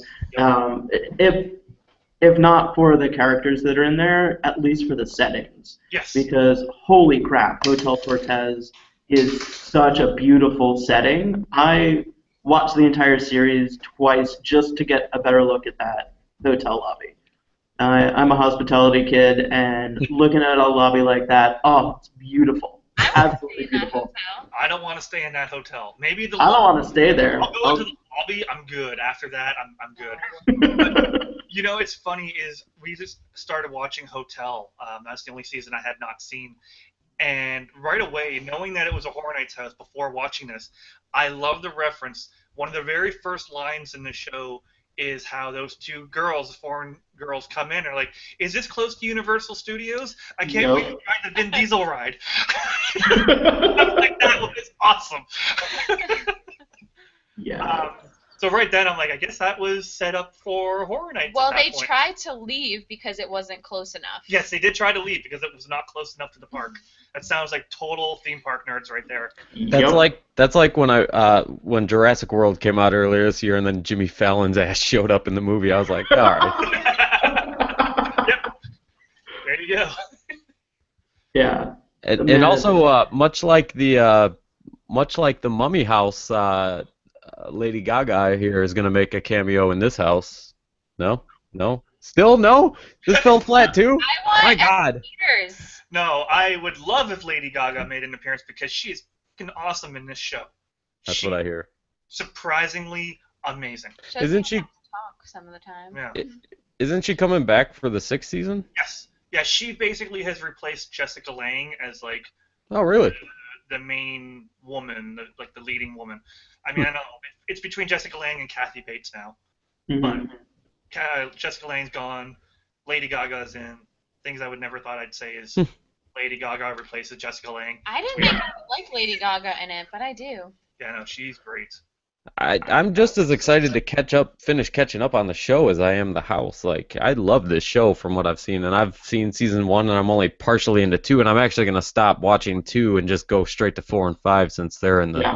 Yeah, You can do it. yeah, you don't need to watch. Yeah, them in order. because for those of you not familiar with the show, it's each season's not tied together. It's not a continuous storyline. It's a individual. What's the word for it? There's a word for. Oh my God. They did it with Twilight Zone. I know what you're saying. Yeah, there is a word for it. I just can't remember the name of it. Yeah, but anyway, there's some character carryover as far as like the actors themselves, but they're not even the same characters in the new season. So I'm very easily gonna just go straight to 4 and 5 because those are what's gonna be featured in the house. Anthology. There you go. That's the word. It's an anthology show, meaning it's every season's not connected. It's just a totally new storyline. But my question to you guys is there any fear for you guys of this ultimately turning into the next Walking Dead? Because It's going to. yeah, I could very easily see this is going to bring a lot of people in. It's going to be a very popular IP, and it's going to turn into something 4 years from now. We're going to forget that we bitched about The Walking Dead, and we're going to be bitching about American Horror Story. I don't think you will, though, because the thing with American Horror Story is because every season is different.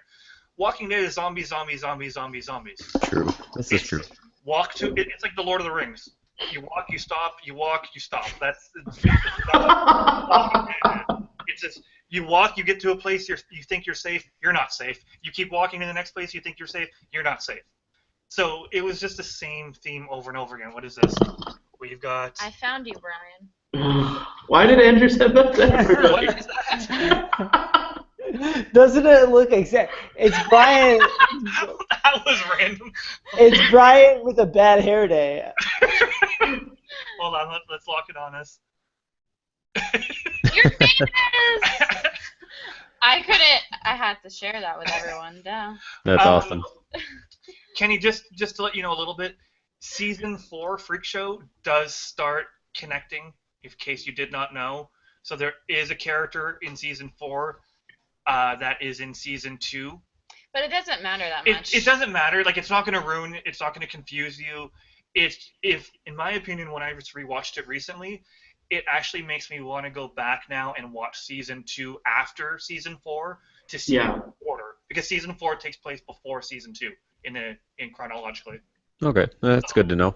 But they are saying that in the next couple seasons coming up soon, that the crossovers are going to start blowing up and it's going to become more fully. Okay. But Yeah, that's exactly what I did. I watched season 4 before season 2, and I thought it made season 2 a little bit stronger. Or Okay. is it 3, wherever she comes back? That's good to know. Yeah. And my last comment, unless anybody else has anything else about this, is whereas I say I'm worried about the transitions and the flow in Walking Dead, this one I think they're going to be able to transition a little bit better. My perfect world planning, hot planning thing is every time a season ends in a maze, I want to walk through the intro because those intros of every season are just about as scary, if not more so, than the actual show itself. So I want to walk through the intro, go to Murder House, intro, go to Freak Show. That would be my ideal perfect world scenario, but we'll see. Because we are running a little bit late, Yeah. we've talked for a while about this. Let's just kind of blow through the scare zones really quick. If anything stands out to you guys, just jump in and comment. Scare zones are, you have them? So.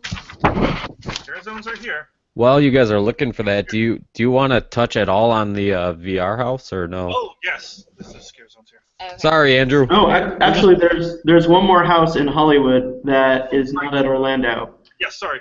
and that is Freddy versus Jason. I got the description up here. Prepare to be thrust into the middle of an epic battle between Freddy Krueger from A Nightmare on Elm Street and Jason Voorhees from Friday the 13th. It's a battle that rages through the twisted landscape of nightmares from the haunted shores of Camp Crystal Lake to the house at 1428 Elm Street. Your experience culminates in a final showdown amongst the burned-out ruins of an abandoned boiler factory where Freddy's evil legacy first began. In this fight to the death, someone must win and someone must lose. Will you make it to the end to find out? I'll say this.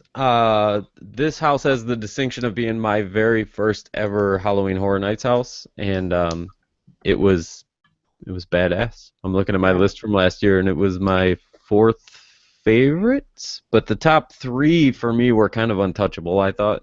So this was a really good house, and this will be the first time you're seeing it, right? Because you weren't there last year. Yep. So you got that to look forward to. It's a good house. It's a real good Nice. house. I had that right in the middle for Hollywood. After you said that, I think it might move up a bit. I love Nightmare on Elm Street. It's one of my favorite horror movies. So anything with Freddy in it is fantastic. I love Freddy. Yep. It's a I'm great obsessed with house. Freddy. It was such a good house, yeah. You Now- have it multiple times. We never saw one of the... So if you're not familiar with how they did in Orlando, at the end, there literally was one winner and one loser, and they would switch it out when they do this character shift changes. So every 45 minutes, the ending would change. We only ever saw, I believe it was only ever saw Jason winning, right? Jason. Yeah, we never saw Freddy win in any of our walkthroughs. It's just Sad. a matter of timing. But they do change up some of the elements in the house to make one of the characters win over the other. Does anybody know, is this going to be the same house out there that Orlando had? Yeah. I Yeah, don't think okay. they changed anything. Okay. At least, yeah, history's taught us when Halloween was in Orlando and then moved out here, it was the same house. The only gripe I had about that house is there's a segment of it you go through with a lot of screens. I hate to drag that into this conversation. Oh, you did not. I don't mean to bring that up. I don't want to be that guy to start complaining about screens, but this fucking house found a way to start bringing screens into the houses. Wait. Did they spray water on you too? Ooh. Yes. I think so. I think Oh, of course they did. Fire. It's universal. That was the trick question. They're gonna find a way to put a screen in and spray you with water. But the screen segment was not good. It really wasn't good at all. It was really bad, and it kind of took you out of the house. But that's my only gripe. It was a really good house. Other than that, I feel like we haven't seen too many screens in houses lately. So say that quietly, sir. Say that quietly. Yeah, what Freddy vs. Jason and then Run had screens as well, I believe. Did it? I only went through Run one time, so I don't remember a whole lot. Where they had was it Japan or whatnot? I think that room had screens along the side where they had like the paper walls, the paper doors. Okay. So They're creeping in. It's gonna be all screens, goddammit. It's gonna be all screens. Thing that is definitely going to be screens on your face. Oh, wow. We got a goddamn professional here. Look at that. This is too professional for this outlet. Okay, the repository is the VR experience, and it's not starting until September 28th, which I thought was kind of weird. They're not doing it the first 2 weekends. Sad for Brian, that kind of sucks. I think he should just come back another weekend. Yep. That's what they're trying to do. So it seamlessly blends custom virtual reality technology with immersive real-life storytelling, bringing guests into the next dimension of horror experiences. This is one of the most electrifying Halloween Horror Nights projects I've ever worked on, primarily because it is a culmination of 8 years of experimental storytelling, drawing on feedback from our vast HHN audience to learn what thrills and chills them most. Throughout the heart-pounding psychological journey, guests' most personal and intimate fears will be tested as they encounter real-life characters in a highly themed physical environment while working together in teams of 4 to uncover a paranormal mystery told through the use of cutting-edge technology. All of this is set in a centuries-old warehouse where paranormal and supernatural artifacts have been collected and stored for hundreds of years. Recently, though, the secretive organization behind this practice has installed state-of-the-art technology that allows spectral transportation into paranormal realms. Until now, the supernatural has infiltrated our world on occasions labeled hauntings. Now, and for the first time ever, we'll send you across the STP, Spectral Dark Portal, directly into those terrifying environments. I wish you a safe journey because what happens to you on the other side is irreversible. AKA, this is basically Stranger Things virtual reality. I wish. I hope so. I love that show. Oh, yeah. So, Yeah. we're doing it on the 30th at 8 p.m. Nope. 30th? Yeah, on Saturday. No, 1st. Yeah, you're right. October 1st at 8 p.m. sometime. Yeah. Is that the last day you guys are gonna be there? No. We're there the Thursday and then Saturday and probably Sunday too. And then we fly out of Orlando on the Tuesday. Oh, I'm flying in Wednesday. Son of a... I'm flying in on the I fly 5th. out on Thursday. So. Oh! You sons of bitches. And I fly in on the 23rd and fly out the 26th, so we're all literally arriving as we're each leaving. Well, let's keep this a secret, but I'm trying to figure out how to come back down towards the end of the month. Let's just not tell my wife about that, but I'm trying to make this happen. So But I saw Southwest LA cheap flights. So anyway, I know we're running short on time, so we'll keep this pretty abbreviated. But my problem, I've said this on a couple of different shows now. I've got one major problem with this house, and that it takes up too much time in your night. If you're a local, it's fantastic. If you're not local and you're coming in and you're paying a lot of money to get there, you're paying a lot of money to be there, and then you're paying a lot of money, let's be honest, to do the upcharge. It's $50 a person. You got to have a group of 4. So if you and 4 friends want to do it, you're talking over $200. It's a lot of money. It's a lot of time, and it just eats up too much of my nights. Yeah, I was surprised when I was reading about the rules and stuff that you had to get there like a half hour early or something. Like, I know obviously there will be like a pre-brief or something, but still, like, what's the point of scheduling at a time if I have to get there a half hour early? Like, if I'm scheduling at a time, I think it'd be like Fast Pass or something, where 5 minutes later I'm doing this thing. Right. I like. Works. Right. What's that? I was just saying, with making sure your technology works, signing your waivers, and Yeah, but I mean, you can always sign waivers online and stuff, I feel like, or pre-register earlier in the night. But Kenny, I know you said this on a couple different outlets, but I don't understand why they couldn't run it during the day or start it up at like 4 o'clock or something. If it's all inside, make that cash, or get people, who might not want to do horror nights to do that as like a test and win them over, Mm-hmm. If you do it between 12 and the start of horror nights, you get like a discount ticket to horror nights or something. There's 2 things that have got me coming around on the idea of this. I learned today that you can actually start. You can sign up for as early as 5 o'clock. Now, 5 o'clock is still an hour before the event opens, an hour and a half. You can actually get this done before the event starts. That being said, that eats into if you're planning to do the stay and scream, which is if you're in the park already and then you go into a dedicated area to stay in the park and you knock out a bunch of houses. This Yep. eats that eliminates that. You can't do that anymore. But you can either do it real early like that, or I would also consider you can do it all the way up till 1 o'clock when they end. So I could see also doing it then. It just eats up too much time. It's a virtual reality situation. I don't understand. They run VIP or RIP tours, behind the mask tours, whatever they're called. They run those all day long.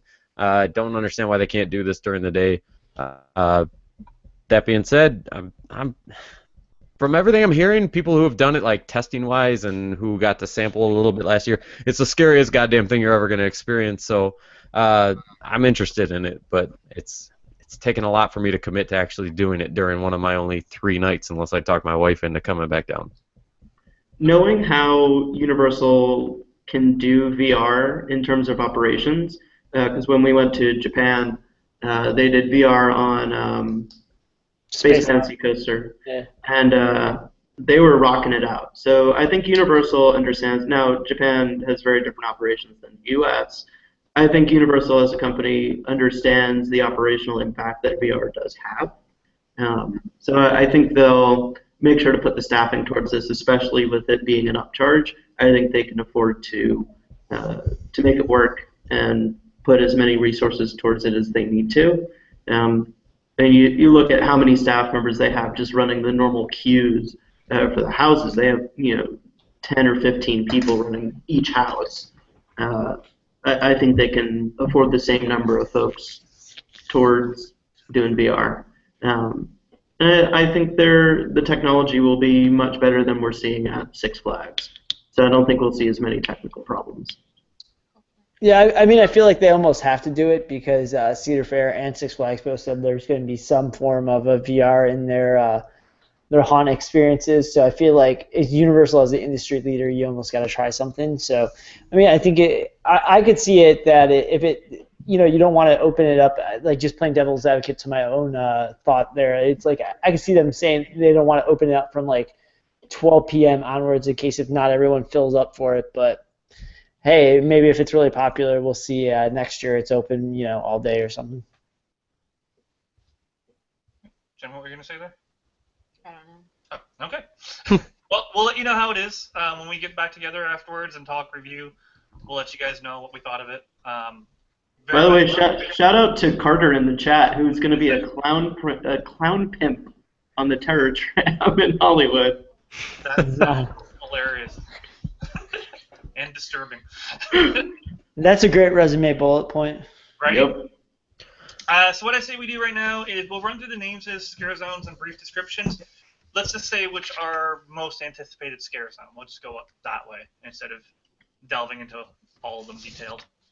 So I'm not reading them? No, read them. Okay. Yeah, read them, but we'll just read them all together. First one is Survive or Die. A global catastrophe has ruined Earth's atmosphere. One group of survivors secured a machine that provides clean air. The other 2 surviving groups are on the hunt to gain control of the machine and are recruiting new members to help them. You can either join them or feed the starving ranks. Which will you choose? The next is Banshee's Lair. Travel deep into the forest where evil spirits and horrific creatures of the ancient world roam free. Mother Nature's magical barrier of vines has been torn away, and the modern world has found the entrance to this corrupted grave.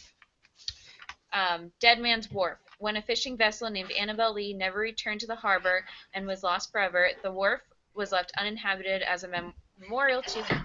Now a strange fog has rolled into the village, and the long-lost fishermen's spirits seek to punish the town that left them. Vamp 1955. Welcome to Hollywood High School's 1955 homecoming parade. Everything is in place until the greasers roll into town with fangs instead of switchblades.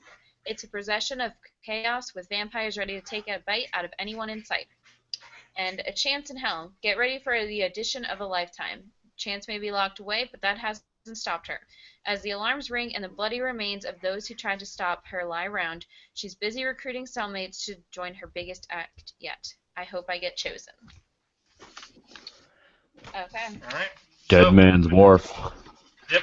Dead That Man's seems Wharf for me. perfect for that area. It is perfect for that area. It's right by Fast and Furious and the I don't know what that area is called at the park. It's the San San Francisco Francisco? area, San right? Francisco, yep. So that's perfect setting for that. Love it. Yep. I'm excited for Vamp 1955. It's rare to see like an old school greasers type scare zone or anything like that. I don't love vampires, but I think having greasers and like the 50s vibe and all that stuff. And that's, where does that go? Is that going by Mel's, I'm assuming? All by Mills. Yep, that's a perfect place for it. I think it's going to be a fantastic setting. I'm excited for that one. I just watched Grease for the first time like 2 weeks ago. What? Wow. First time. That has nothing to do with this, but I just figured I'd throw it out there. I think But- reading the description of Vamp and knowing that it's a parade, that's probably why we haven't seen a lot of sets coming out for it. My guess is maybe they've built a couple unique floats that might be rolled out and sat in that area. Yeah. Actual props. So that should be kind of cool. So Chance and Hell is in the Chance and Hell very is as soon beginning, as you walk in by Shrek and Minions. and then where's Banshee's Lair and Survive or Die? Survive or Die is New York, or Central Park, whatever that's called. Kind of by AT. No, by Mummy. So that whole area where the insane people were last year. Oh, okay. And then Banshee is, what's that path called? Going back towards Central Park. Yep. Okay. And that's where Banshees are, which is perfect for what I've seen Yeah. of the funding and stuff that they built there. It's gonna be a lot like what was it last year? It's basically gonna be the exact same thing as The voodoo stuff? what was it? Oh, no. Last year was the, shit. I know what you're Yeah, talking about. that spot's kind of been the same thing for the past couple of years. Just Right. spooky things and fog and all Yeah. And then Vamp is where like the Terminator. icons were last year. Correct, yeah. Okay. That works. So which one are you looking forward to the most? We're jealous of you getting the Purge everywhere, by the way, Brian. I love the Purge. Like that. Oh man, did you guys? No, they didn't have Purge last. They had a Purge house last year. We had a Purge house last year, which was supposed to be like a screened. fake Purge house. A fake Purge Yeah. house. They did a Purge scare zone in Hollywood 2 years ago, I want to say, and in Orlando 2 years ago, maybe 3. Yep. And then, oh man, they're so great. It was awesome. All right, and really quickly, the two shows for Orlando are, as always, Bill and Ted, and Yeah, that's the only one that matters. exactly. And Academy of Villains House of Fear join this high energy performance trip. Yeah, we don't even have to talk about that. Well, let's be I agree with that one. I mean, at least it's not Jabberwockies like you guys are getting out there for the second I'm year. so tired of that. There's always a dance troupe in there, and it's like the most popular thing at Halloween Horror Nights. I'll take it because it'll get people out of the park or out of the mazes. It's just one less thing I have to give a shit about. Yep. That's kind of how I look at it. Lines. That's what I'm. I will say I'm insanely bummed. I've been 2 years now without a Bill and Ted. Last year, I think it was the first year in Hollywood, no Bill and Ted. They got in some hot water 2 years ago, 3 years ago. 2 years ago, I think it was. Yep. Oops. Yep. So no more. So what? But I got Potter this year. What do we think are some topics that are going to come up in Bill and Ted? Aside Avatar again. What was that? Avatar again. Yeah, I was gonna say with Avatar open, it has to be Avatar. I was gonna say I would assume if Bill and Ted was still in California, I feel like they'd probably knock on Guardians of the Galaxy Tower of Terror thing. But yeah, I don't know.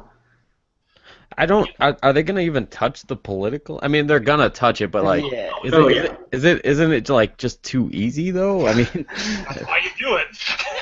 A couple of years ago, they did Obama versus, who was he running against? Mitt Romney. Yeah. And they did an epic rap battle of history before Epic Rap Battles of History did one on them. And it was really good. No, But that was like 4 minutes of the show. This I I feel like Donald Trump will be the villain of That's a good idea. for Bill and Ted. Yep, I predict that. Panda will be involved. What What? does that mean? Panda will be involved. I Panda? have no idea. DJ, I don't know. I don't know what that means. Explain what panda means. Panda Express will be think- sponsoring the exhibit. Yep. And Larry Larson apparently will be his favorite singer. Well, let's wait till tomorrow morning at like 5 a.m. or 6 a.m. to see how much. Yeah, in 7 hours, we'll see how much money Larry Larson's going to get in 2017. The panda. Cash that bonus check, Larry. No, this is a year of the troikas, okay? You mean it's the year? There's 3 troikas. Troikas every year or everywhere. So, No, are you guys? Oh, the song. Okay. The Kanye song, Panda. Oh, Oh, the one is that the one with the CG naked people? No, that's famous. I don't know why I know this, by the way. Jeez, Brian, that's kind of. Oh, someone wants to go to bed. yeah, your dog's done with this podcast. Oh, guys, it's bedtime. Oh my God! She likes to go underneath the covers. Yeah, so she's kind of. There we go. She's destroyed the She's bed. done. It was all made and everything, and now she's like, no. So, are you guys gonna want to do like a review show like after the event or? Yeah, so once we've all done the event and have a chance to get together to talk, we will schedule that up and do that. I want to go over what we thought about it. So make your list so Yes. we can compare to our preview lists. Yes. I feel like I don't want to wait that long. Do you guys want to like jump in sometime before then and like talk about other haunts we're going to or something? Like, does this have to be only a horror night thing? Can we talk other? I'm down. Whatever. Like I predict that we're all like Brian, myself, Andrew, and Jen. We're all out at Dollywood this weekend, but maybe we can meet up next week and chat about. Yeah, sorry about that. Cinnamon bread. Not gonna. Oh, sorry, lightning rod and cinnamon bread. Yeah, but Kenny, you're going to Kansas City, right? I am going to Kansas City. Oh man, the barbecue there makes it. I mean, I'm excited about that. Yeah, it's no. Some Boulevard beer. You're gonna have a good time. So much fun at Worlds of One Train operations. I'm going to a Royals game. I'm gonna have Nice. barbecue. That not to like sidetrack too much, but maybe because I had super low expectations, but Kauffman Stadium's one of my favorite stadiums. That's what I keep hearing. Yeah. So. But yeah, I was gonna say maybe we can get together and talk about the Six Flags announcement. Probably won't be able to do it tomorrow, but we should probably maybe next week get together and talk about that if you guys want to. And get together, talk other horror events, things like that. I mean, Oh, yeah. You can keep us updated on your trans festivals there, Kenny. well, Say I was Josh, gonna include you at the next one, but I don't know anymore. Josh and Jen, you guys aren't you guys going to the Coaster Radio meetup at? Yep, we're Is gonna that- have it on October the 8th, I believe. At Knoebels? Yep, at Knoebels. Knoebels, yeah. Josh's favorite part. My favorite amusement park in the world. That's a hot button topic if you talk to certain people. We all know that I know that.